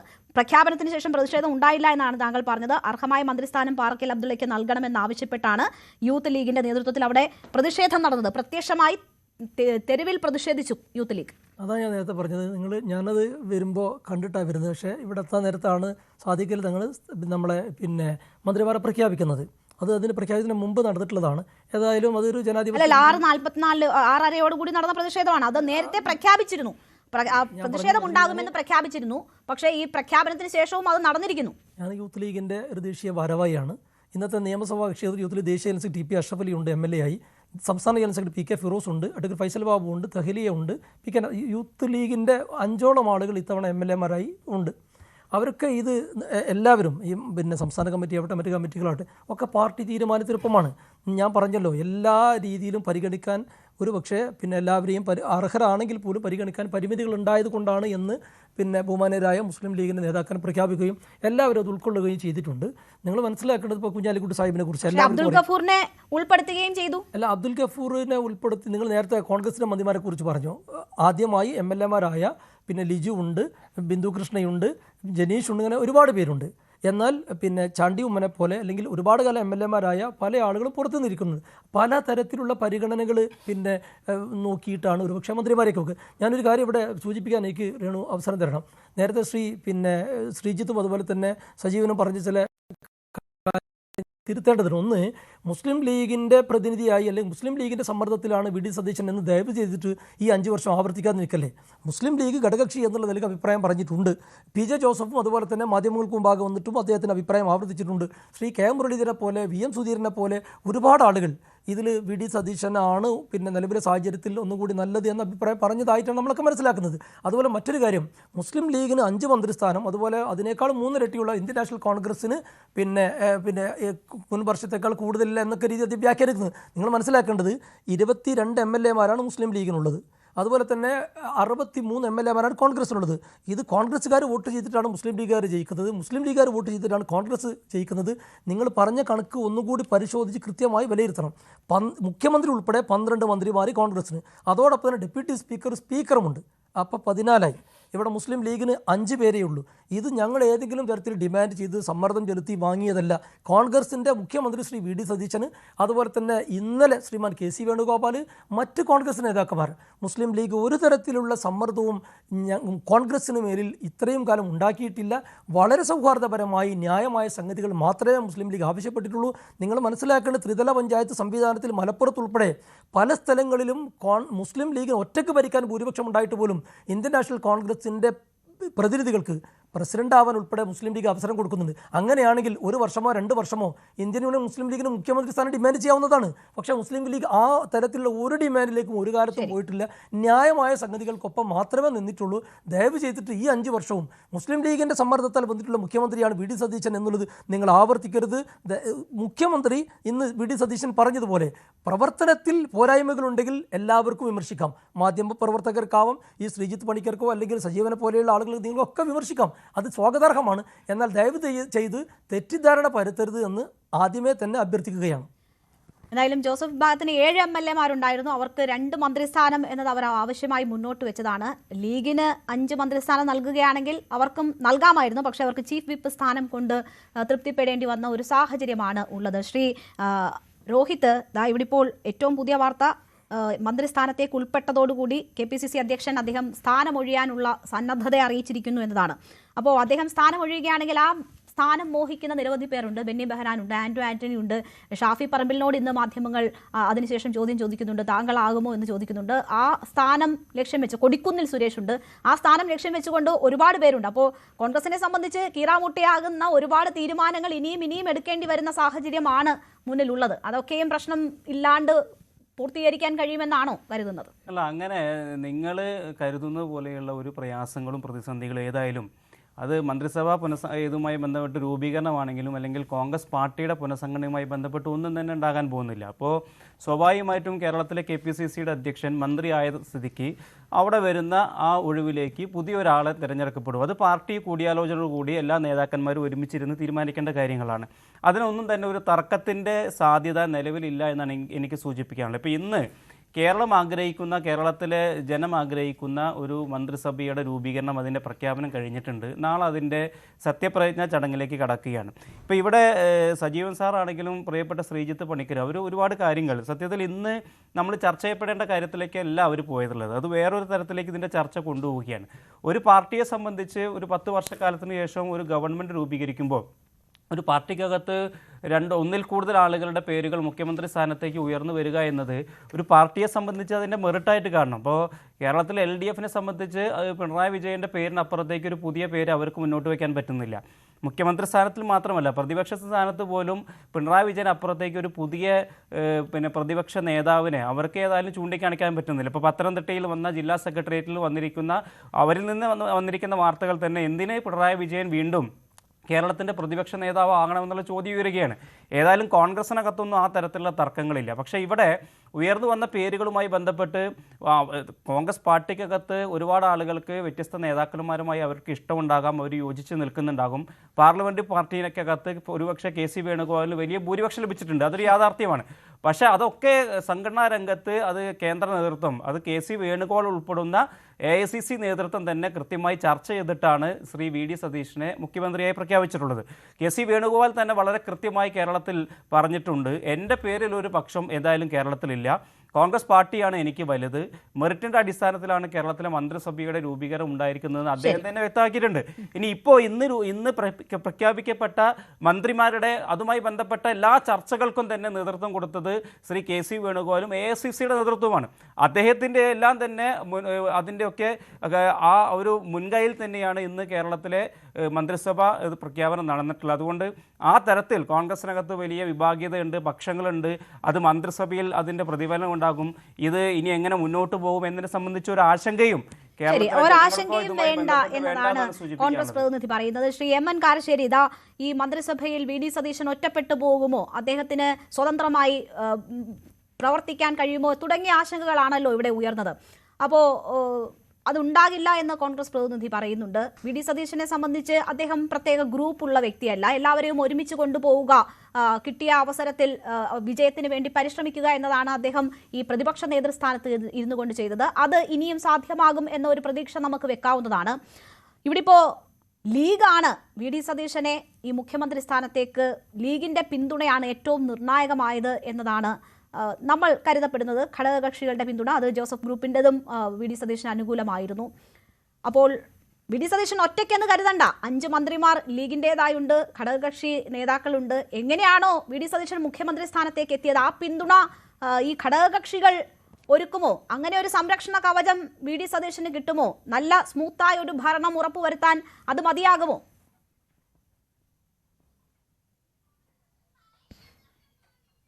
രേണു, കേരളത്തിലെ UDF കോൺഗ്രസും മുസ്ലിം ലീഗും മാത്രമേ ഉള്ളൂ എന്ന തരത്തിൽ നമ്മളൊരു ചർച്ച കൊണ്ടുപോകരുത്. കാരണം 63 അംഗങ്ങൾ കോൺഗ്രസിനുണ്ട്, ബാക്കി 39 അംഗങ്ങളുണ്ടല്ലോ. ആ 39 അംഗങ്ങളിൽ 22 പേര് മുസ്ലിം ലീഗുകാരാണ്. പിന്നെ ആ മുന്നണിക്കകത്ത് 2 കേരള കോൺഗ്രസ് ഉണ്ട്, CMP ഉണ്ട്, RSP ഉണ്ട്. അവരുടെയൊക്കെ പിന്തുണ വി ഡി സതീശനാണ്. അപ്പോൾ 39 MLA-മാർ എന്നുള്ളത് മുഴുവൻ മുസ്ലിം ലീഗുകാരാണ് എന്ന മട്ടിൽ നമ്മൾ വർത്തമാനം പറയരുത്. അപ്പോൾ വിമർശിക്കേണ്ടതല്ല ഞാൻ പറയുന്നത്. ഇപ്പോൾ ഒരു കാര്യം തുടങ്ങുകയല്ലേ, അപ്പോൾ നമ്മളൊരു അശുഭമായിട്ട് ഒരു കാര്യത്തെപ്പറ്റി നമ്മൾ തുടക്കത്തിൽ തന്നെ ഒരു കുറ്റമുണ്ടെങ്കിൽ നമുക്ക് പറയാം. അവരിപ്പം നാളെ മന്ത്രിസഭ അധികാരമേൽക്കാൻ പോകുന്നേ ഉള്ളൂ. അപ്പോൾ ഞാൻ പറയുന്ന കാര്യം എന്താണെന്ന് വിചാരിച്ചാൽ, എല്ലാ ഭാഗത്തുള്ള ചർച്ചകളിൽ വരുന്ന ഒരു പ്രധാന കാര്യം കോൺഗ്രസും മുസ്ലിം ലീഗും കോൺഗ്രസും മാത്രമേ UDF-ലുള്ളൂ എന്ന് ഒരിക്കലും അങ്ങനെ ഭാവിക്കുകയോ പറയുകയോ ചെയ്യുന്നത് സത്യമല്ല.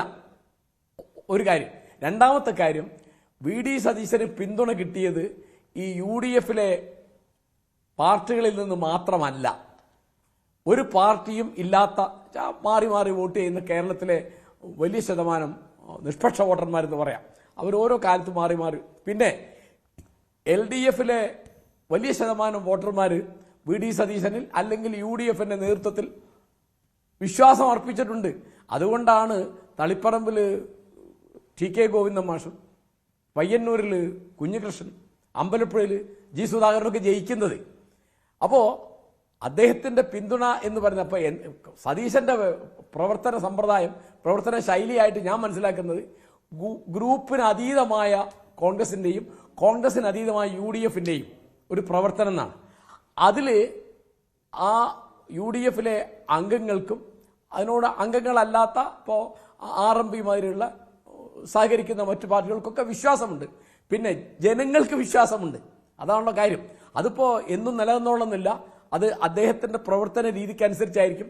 അതുകൊണ്ട് അദ്ദേഹം ഒറ്റപ്പെട്ട ഒരു മുഖ്യമന്ത്രിയാവും എന്ന മട്ടിൽ ഒരു ചർച്ച കൊണ്ടുവന്ന് തീർച്ചയായിട്ടും അനാരോഗ്യകരമാണെന്ന് ഞാൻ വിചാരിക്കുന്നു.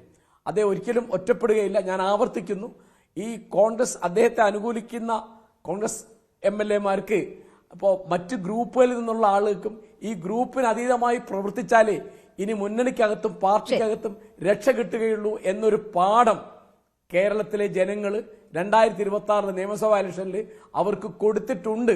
അത് അവർ മനസ്സിലാക്കും. ആ തരത്തിലുള്ള ഒരു ഊർജം, ഒരു പ്രവർത്തന സമ്പ്രദായം ആവിഷ്കരിക്കാനുള്ള കഴിവ് വി ഡി സതീശനുണ്ട് എന്നാണ് ഞാൻ വിചാരിക്കുന്നത്.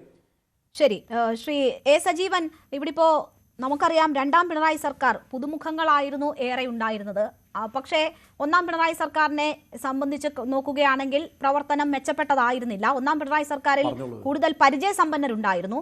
ഇതിപ്പോൾ 14 പേർ പുതുമുഖങ്ങൾ എന്ന് വരുന്നു. ഈ പുതുമുഖങ്ങളുടെ ആധിക്യം ഏതെങ്കിലും തരത്തിൽ മന്ത്രിസഭയുടെ പ്രവർത്തനത്തെ ബാധിക്കുമെന്ന് താങ്കൾക്ക് തോന്നുന്നുണ്ടോ? യുവാക്കളും പുതുമുഖങ്ങളും ഉൾപ്പെടണമെന്ന് തന്നെയാണ് നമ്മൾ ആഗ്രഹിക്കുന്നത്. പരിചയസമ്പന്നരായ കെ മുരളീധരനും രമേശ് ചെന്നിത്തലയും വി ഡി സതീശനും ഒക്കെ, വി ഡി സതീശൻ ആദ്യ ടേം ആണെങ്കിൽ പോലും അദ്ദേഹത്തിന്റെ നിയമസഭാ കാലയളവ് വലുതാണ്. അപ്പോൾ അങ്ങനെയുള്ളവർ അവരുടെ സാന്നിധ്യം കൂടി നോക്കുമ്പോൾ ഒരു ബാലൻസ്ഡ് ആയിട്ടുള്ള മന്ത്രിസഭ എന്ന നിലയിൽ കാണാമോ? പുതുമുഖങ്ങളായതുകൊണ്ട് എന്തെങ്കിലും പ്രശ്നമുണ്ടാവുമെന്ന് ഞാൻ വിചാരിക്കുന്നില്ല. പുതുമുഖങ്ങളാവുമ്പോഴും പ്രത്യേകിച്ച് യുവാക്കളാവുമ്പോഴും ഉണ്ടാകുന്ന കാര്യം എന്ന് പറയുന്നത് അവർ കാര്യങ്ങൾ പഠിക്കാൻ ശ്രമിക്കും. അതല്ല, തുടർച്ചയായിട്ട് ജീവിതകാലം മുഴുവൻ മന്ത്രിയായിട്ട് നിൽക്കുന്ന ആളുകൾ, അങ്ങനെ ആവുന്ന ആളുകൾ അവർ പലപ്പോഴും അവരുടേതായിട്ട് ചില സ്ഥാപിത താല്പര്യത്തിന്റെ ഭാഗമായിട്ട് പലപ്പോഴും അബദ്ധത്തിൽപ്പെടാറുണ്ട്, അപകടങ്ങൾ വലിച്ചു കൊണ്ടുവരാറുണ്ട്. അതുകൊണ്ട് പുതുമുഖങ്ങളായതുകൊണ്ട് വലിയ പ്രശ്നമൊന്നുമില്ല. അവർ കാര്യങ്ങൾ പഠിക്കുക, ഈ വകുപ്പിൽ ഭരണം കൃത്യമായിട്ട് മുന്നോട്ടേക്ക് കൊണ്ടുപോകാനുള്ള ഉദ്യോഗസ്ഥ വൃന്ദമുണ്ട്. അപ്പൊ അത് അവര് പക്ഷേ തെറ്റായ വഴിക്ക് പോകുന്നുണ്ടോ, അവർ ജനവിരുദ്ധമായിട്ടുള്ള കാര്യങ്ങളിലേക്ക് പോകുന്നുണ്ടോ നോക്കൽ മാത്രമാണ് ഈ മന്ത്രിയുടെ ചുമതല. അതല്ലാതെ ഈ മൊത്തമായിട്ടുള്ള എല്ലാ കാര്യങ്ങളും മന്ത്രി എല്ലാം തീരുമാനിക്കുക. അപ്പൊ പുതുമുഖമാകുമ്പോൾ കുറെ കൂടി താല്പര്യത്തോട് കൂടിയിട്ട് കാര്യങ്ങൾ പഠിക്കാൻ പറ്റും, അവർക്കത് ഇംപ്ലിമെന്റ് ചെയ്യാൻ പറ്റും, കുറെ കൂടി ഉത്സാഹം ഉണ്ടാവും. മറ്റേത് കുറെ കാലമാണ്. അപ്പൊ അത് ചെയ്തുകൊണ്ടിരിക്കുന്ന പണി പോലെ അതൊരു അങ്ങനെ കഴിഞ്ഞു പോകുന്ന രീതിയിലേക്ക് പോയ എത്രയോ മന്ത്രിമാരെ നമുക്കറിയാം. അതുകൊണ്ട് പുതുമുഖം എന്നൊരു വലിയ പ്രശ്നമല്ല. ഒരു കാര്യം വേറെ പറയാനുള്ളത്, ഈ ലീഗിന്റെ കാര്യം, ലീഗിനെ കുറിച്ച് പറഞ്ഞ കാര്യം, ലീഗിന്റെ പൂക്കോയത്തങ്ങളുടെ കാലം മുതൽ ഇങ്ങോട്ടേക്ക് എടുത്തു നോക്കൂ. ലീഗ് വളരെ പരസ്യമായിട്ട് പ്രകോപനപരമായിട്ട് ഒരിക്കൽ പോലും പറയാറില്ല. അതിവിടെ പറഞ്ഞു എന്നുള്ളതാണ് പ്രശ്നം. സതീശനെ പിന്തുണയ്ക്കുന്നതിൽ ആർക്കും എതിർപ്പില്ല. സതീശനെ പിന്തുണയ്ക്കാം. കേരള കോൺഗ്രസ് പി ജെ ജോസഫ് സതീശന് അനുകൂലമായിട്ട് പറഞ്ഞിട്ടുണ്ട്. മാണി സി കാപ്പൻ വരെയുള്ള ആളുകളൊക്കെ പറഞ്ഞിട്ടുണ്ടാവും. പക്ഷേ ഇവിടെ പ്രശ്നം എന്ന് പറയുന്നത് കോൺഗ്രസ് എന്നാ പിന്നെ അവർ മുഖ്യമന്ത്രിയെ തീരുമാനിക്കട്ടെ, ഞങ്ങൾ ഞങ്ങളുടെ കാര്യങ്ങൾ തീരുമാനിക്കും എന്ന രീതിയിലൊക്കെ ഉള്ള ഒരു തരം. അതേപോലെ പോസ്റ്റുകളുടെ കാര്യങ്ങളൊക്കെ നമ്മൾ കണ്ടാണല്ലോ. അപ്പൊ അതിനെക്കുറിച്ചാണ് പറഞ്ഞത്. എവിടെയാണ് ലീഗ് പ്രകോപനം ഉണ്ടാക്കിയത്? ആരെങ്കിലും ഈ വരാപ്പൂരിലൊക്കെ CPM-ന്റെ ആളുകൾ പോസ്റ്റ് വെച്ചതല്ലേ? CCTV കണ്ടതില്ല, അത് ലീഗിന്റെ പരിധി കൊണ്ടുവരുന്നത്. PM A സലാമിന്റെ ഈ ഇന്റർവ്യൂ എന്താ PM A സലാം എന്താ പറഞ്ഞു? അല്ല, പ്രകോപനം ഉണ്ടാക്കിയോ? വളരെ, അതായത് കോൺഗ്രസിന്റെ നേതാക്കന്മാർ പോലും മുസ്ലിം ലീഗിനെ അഭിനന്ദിക്കുകയാണ്. നിങ്ങൾ വെറുതെ ഈ ഗവൺമെന്റ് പുതിയ നേരത്തെ കാരശ്ശേരി മാഷ് പറഞ്ഞ് നിങ്ങൾ ശ്രദ്ധിച്ചല്ലോ, വെറുതെ ഒരു സർക്കാർ തുടങ്ങുന്നതിന് മുമ്പ് തന്നെ പ്രശ്നങ്ങൾ ഉണ്ടാക്കാൻ ശ്രമിക്കുകയാണ്. ശരി, അദ്ദേഹം പറയട്ടെ. ശ്രീ എസ് സജീവൻ പറഞ്ഞു പൂർത്തിയാക്കിക്കോ, നമ്മുടെ സമയം അവസാനിക്കുന്നതുകൊണ്ടാണ്. എനിക്ക് ശ്രീജിത്തിലേക്ക് മാത്യു കുഴൽനാടനും ഒക്കെ ലീഗ് ഞങ്ങളുടെ കാര്യത്തിൽ ഇടപെടേണ്ട പറഞ്ഞു. മാത്യു കുഴൽനാടിനെതിരെ എത്ര ഭീകരമായ രൂപത്തിലുള്ള ആക്രമണങ്ങൾ ഉണ്ടായിട്ടുണ്ട്. ലീഗ് മാത്യു കുഴൽനാടൻ അങ്ങനെ പറഞ്ഞിട്ടില്ല, മാത്യു പറഞ്ഞിട്ടുണ്ട്. നിങ്ങൾ എന്തിനാ ഈ വസ്തുവിരുദ്ധമായ കാര്യങ്ങൾ ഘടകകക്ഷികളല്ല ഇതിൽ പറഞ്ഞു? പിന്നെ ഇതൊക്കെ ആളുകൾ കണ്ടതും കേട്ടത്, ആളുകൾ കണ്ടതാ, ഞങ്ങളൊക്കെ കണ്ടിട്ടുണ്ടല്ലോ. തെറ്റായ കാര്യങ്ങൾ പറയുന്ന പോലെയല്ല ഇതൊക്കെ. MM ഹസനും മാത്യു കുഴൽനാടനും പറഞ്ഞിട്ടില്ല, നിങ്ങൾ പറഞ്ഞ ഒന്നും പറയാനില്ല. അവര് പറഞ്ഞതാണല്ലോ, MM ഹസൻ പറഞ്ഞതല്ലേ. ഇതൊക്കെ ഇത് ഞങ്ങൾ പറയുന്നതല്ല. ഇപ്പൊ എനിക്ക് ലീഗ് ഏത് നിലപാടെടുത്താലും പ്രശ്നമില്ല. JD സതീഷിനോ ആര് മുഖ്യമന്ത്രി ആയാലും എനിക്ക് പ്രശ്നമില്ല. ഞാൻ പറയുന്നത് ഇത് ഇങ്ങനെ പറഞ്ഞത് കൊണ്ടാണ്, ലീഗിന്റെ സമ്മർദ്ദം കൊണ്ടാണ് ഈ കോൺഗ്രസ് തീരുമാനം എടുത്തത്. അതങ്ങനെ ഞാൻ എന്റെ കണക്കൂട്ടലിൽ പറയുന്ന കാര്യമല്ല. ഒരു ഘട്ടത്തിൽ കടുത്ത തീരുമാനത്തിലേക്ക് ലീഗ് പോകും എന്ന് വരെ ഉണ്ടായിരുന്നു. അങ്ങനെയുള്ള സന്ദേശങ്ങൾ വരെ പോയി എന്നാണ് മനസ്സിലാക്കുന്നത്. ശ്രീ ശ്രീജിത്ത്, താങ്കളുടെ പരാമർശങ്ങളാണ് നമ്മുടെ ചർച്ച ഈ നിലയിലേക്ക് നയിച്ചത്. ഇവിടെ ഇപ്പോൾ CPIM സംസ്ഥാന സെക്രട്ടേറിയറ്റ് പുറപ്പെടുവിക്കുന്ന ഒരു പ്രസ്താവന, കേരളത്തിന്റെ ഉജ്ജ്വലമായ മതനിരപേക്ഷ പാരമ്പര്യവും സഹവർത്തിത്വവും തകർക്കാനുള്ള ശ്രമങ്ങൾക്കെതിരെ അതീവ ജാഗ്രത പാലിക്കണമെന്ന് ആവശ്യപ്പെടുന്നു. സമീപ ദിവസങ്ങളിൽ ചില രാഷ്ട്രീയ പാർട്ടിയും സമുദായ സംഘടനയും നടത്തിയ പ്രസ്താവനകളും പ്രതികരണങ്ങളും അത്യന്തം ആപൽക്കരമാണ് എന്ന് സൂചിപ്പിക്കുന്നു. അപ്പോൾ ലീഗിനെ മുൻനിർത്തിയുള്ള ഇത്തരം നറേറ്റീവുകളായിരിക്കുമോ ഇനി അങ്ങോട്ട് കേരളത്തിന്റെ രാഷ്ട്രീയ മണ്ഡലത്തിൽ വ്യാപിക്കാൻ പോകുന്നത്? അതിന്റെ സൂചനകളാണോ? താങ്കളുടെ വാക്കുകളും നേരത്തെ നൽകിയത് ആ രീതിയിലാണ്. ഒരു സംശയവും വേണ്ട. ഒന്ന്, സാമ്പത്തിക അടിസ്ഥാനത്തിൽ UDF വോട്ടർമാർക്ക് നൽകിയിരിക്കുന്ന പ്രകടന പത്രികയിലുള്ള കാര്യങ്ങൾ നിറവേറ്റിയില്ല എങ്കിൽ അതിനുണ്ടാകുന്ന 5 വർഷത്തെ വലിയ സമ്മർദ്ദം. അതുകൂടാതെ ലീഗിന്റെ താല്പര്യങ്ങൾക്ക് വഴങ്ങി പ്രവർത്തിക്കുന്നു, ലീഗിനോട് അനാവശ്യമായിട്ടുള്ള ലീനിയൻസി കാണിക്കുന്നു എന്ന രീതിയിലേക്കുള്ള ഒരു ആക്ഷേപവും ഈ 5 വർഷവും ഗ്യാരണ്ടീഡാണ്. ഇപ്പൊ ലീഗിന്റെ സമ്മർദ്ദമില്ല എന്നൊക്കെ ഇവിടെ ഷാക്കിർ വാദിക്കുന്നുണ്ട് എങ്കിലും വളരെ കൃത്യമായിട്ട് ആ സമ്മർദ്ദം നമുക്ക് വ്യക്തമാണ്. അതല്ല എങ്കിൽ AICCയുടെ നിരീക്ഷകർ വന്ന് തലയെണ്ണി MLA-മാരുടെ പിന്തുണ ആർക്കാണ് എന്ന് നോക്കിയിട്ടാണ് മറ്റുള്ള സ്ഥലങ്ങളിലെല്ലാം ചെയ്യുന്നത് പോലെ മുഖ്യമന്ത്രിയെ തീരുമാനിക്കുന്നത് എങ്കിൽ അത് KC വേണുഗോപാൽ ആകുമായിരുന്നു. അതിനെ മറികടന്നത് ലീഗിന്റെ പിന്തുണ കൊണ്ട് തന്നെയാണ്, എല്ലാവർക്കും അറിയാം. ഇതേപോലെ അതിന് ജനപിന്തുണ എന്ന രീതിയിലത്തേക്ക് മാത്രമാണ് നമ്മൾ പറയുന്നത് എങ്കിൽ രാജസ്ഥാനിലും കർണാടകയിലും എല്ലാം ഇതേപോലെ ജനപിന്തുണയും ജനവികാരവും ഉണ്ടായിരുന്നു. പക്ഷെ അവിടുത്തെ വ്യത്യാസം അവിടെ ലീഗ് ഇല്ലായിരുന്നു എന്നുള്ളത് കൊണ്ടാണ്. ലീഗ് ഇല്ലാത്തത് കൊണ്ട് ഒരിടത്ത് സച്ചിൻ പൈലറ്റ് തള്ളപ്പെട്ടു, മറ്റൊരിടത്ത് DK ശിവകുമാർ തള്ളപ്പെട്ടു. കാരണം മറ്റു അവരുടെ പരിഗണനകൾ മുന്നിലേക്ക് വന്നു. ഇവിടെ ശ്രീ ഷാക്കിർ അടക്കം മനസ്സിലാക്കേണ്ടത് ചരിത്രത്തിൽ ആദ്യമായിട്ട് ലീഗ് അവരുടെ പിന്തുണ പരസ്യമാക്കി എന്നുള്ളതാണ്. മുമ്പ് അങ്ങനെ ഒരു രീതിയില്ല. ഇത്തവണ അത് പരസ്യമാക്കി. 1. 2, ശ്രീ MM ഹസനാണെങ്കിലും ശ്രീ മാത്യു കുഴൽനാടനാണെങ്കിലും അതിനെ വിമർശിച്ചിരിക്കുന്നത് പരസ്യമായിട്ട് നമ്മുടെ മുന്നിൽ വീഡിയോ അടക്കമുള്ള കാര്യങ്ങളാണ്. അതില്ല എന്ന് ഷാക്കിർ പറഞ്ഞതുകൊണ്ടായില്ല. 3, PMA സലാമിന്റെ പ്രസ്താവന. അത് വളരെ കൃത്യമായിട്ട് ലീഗിന്റെ പൊസിഷൻ എന്താണ്, ലീഗ് എവിടെ നിൽക്കുന്നു എന്നതിനെക്കുറിച്ച് വളരെ കൃത്യമാണ്.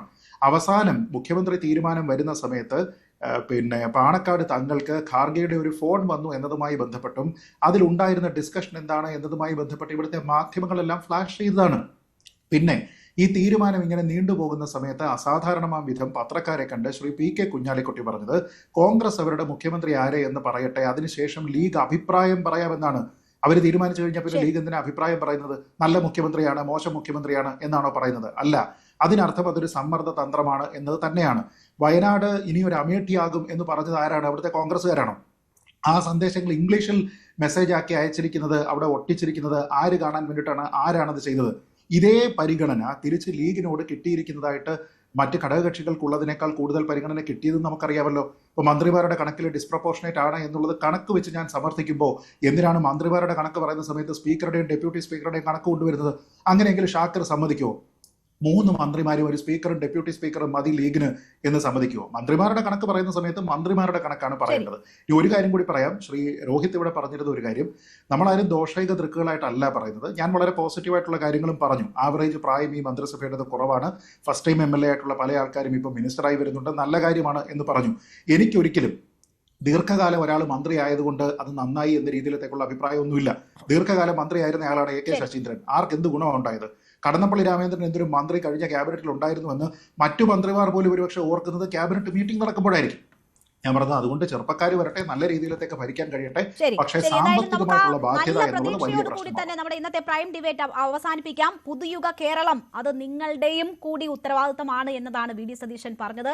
ആദ്യമേ തന്നെ നമ്മൾക്ക് ആ പ്രതീക്ഷകളെ തല്ലിക്കെടുത്തേണ്ട, പ്രതീക്ഷയോടുകൂടി കാത്തിരിക്കാം. എന്തായാലും പുതിയ മന്ത്രിസഭ നാളെ അധികാരമേൽക്കുകയാണ്. സത്യപ്രതിജ്ഞ 10 മണിക്കാണ്.